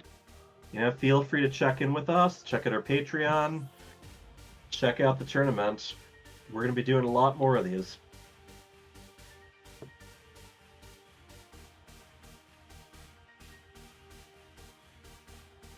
I see KJ is updating.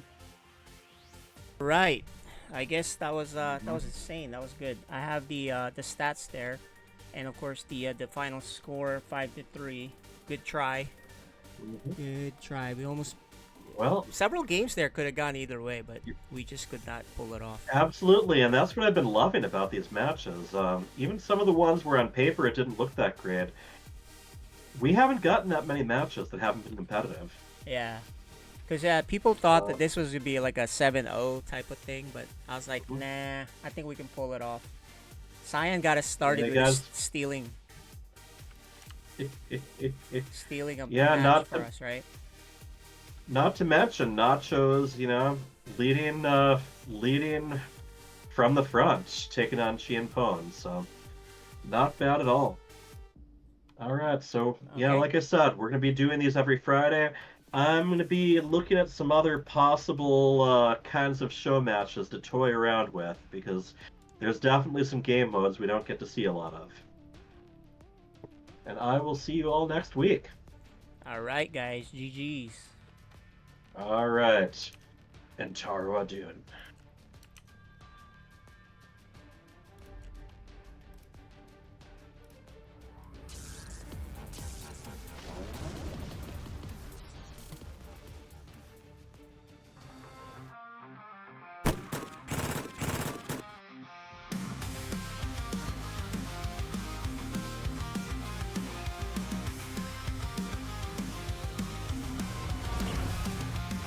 StarCraft calling from the void.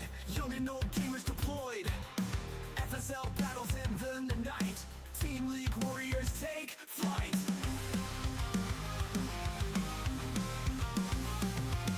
Terran cell it ready to strike. Sirling swarm under moonlight. Protoss eyes bright as gold. Legend stories brave and bold. Charge the fields ready to fight. Masters of the star shining bright. In the game we find our light. High hearts burning through the night. Terran cell it ready to strike. Masters of the star shining bright. In the game we find our light. High hearts burning through the night. Structures rise, defenses fall. Victory sweet, we answer the call. Tactics sharp and plans precise. We face our fate, roll the dice. Intense drumming, the heartbeat sink. Pop punk screaming on the brink. Tension builds with each move. Proving battles we improve. Charge the fields ready to fight. Masters of the star shining bright. In the game we find our light. High hearts burning through the night. Turn sailor ready to strike. Masters of the star shining bright. In the game we find our light. High hearts burning through the night. High hearts burning through the night.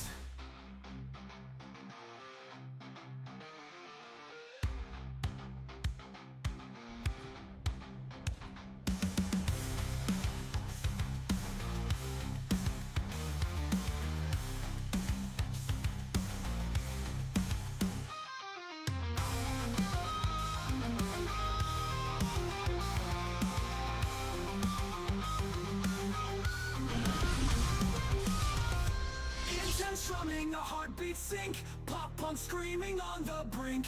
Tension builds with each move. Proving battles we improve. Charge the fields ready to fight. Masters of the star shining bright. In the game we find our light. High hearts burning through the night. Turn sailor ready to strike. Masters of the star shining bright. In the game we find our light.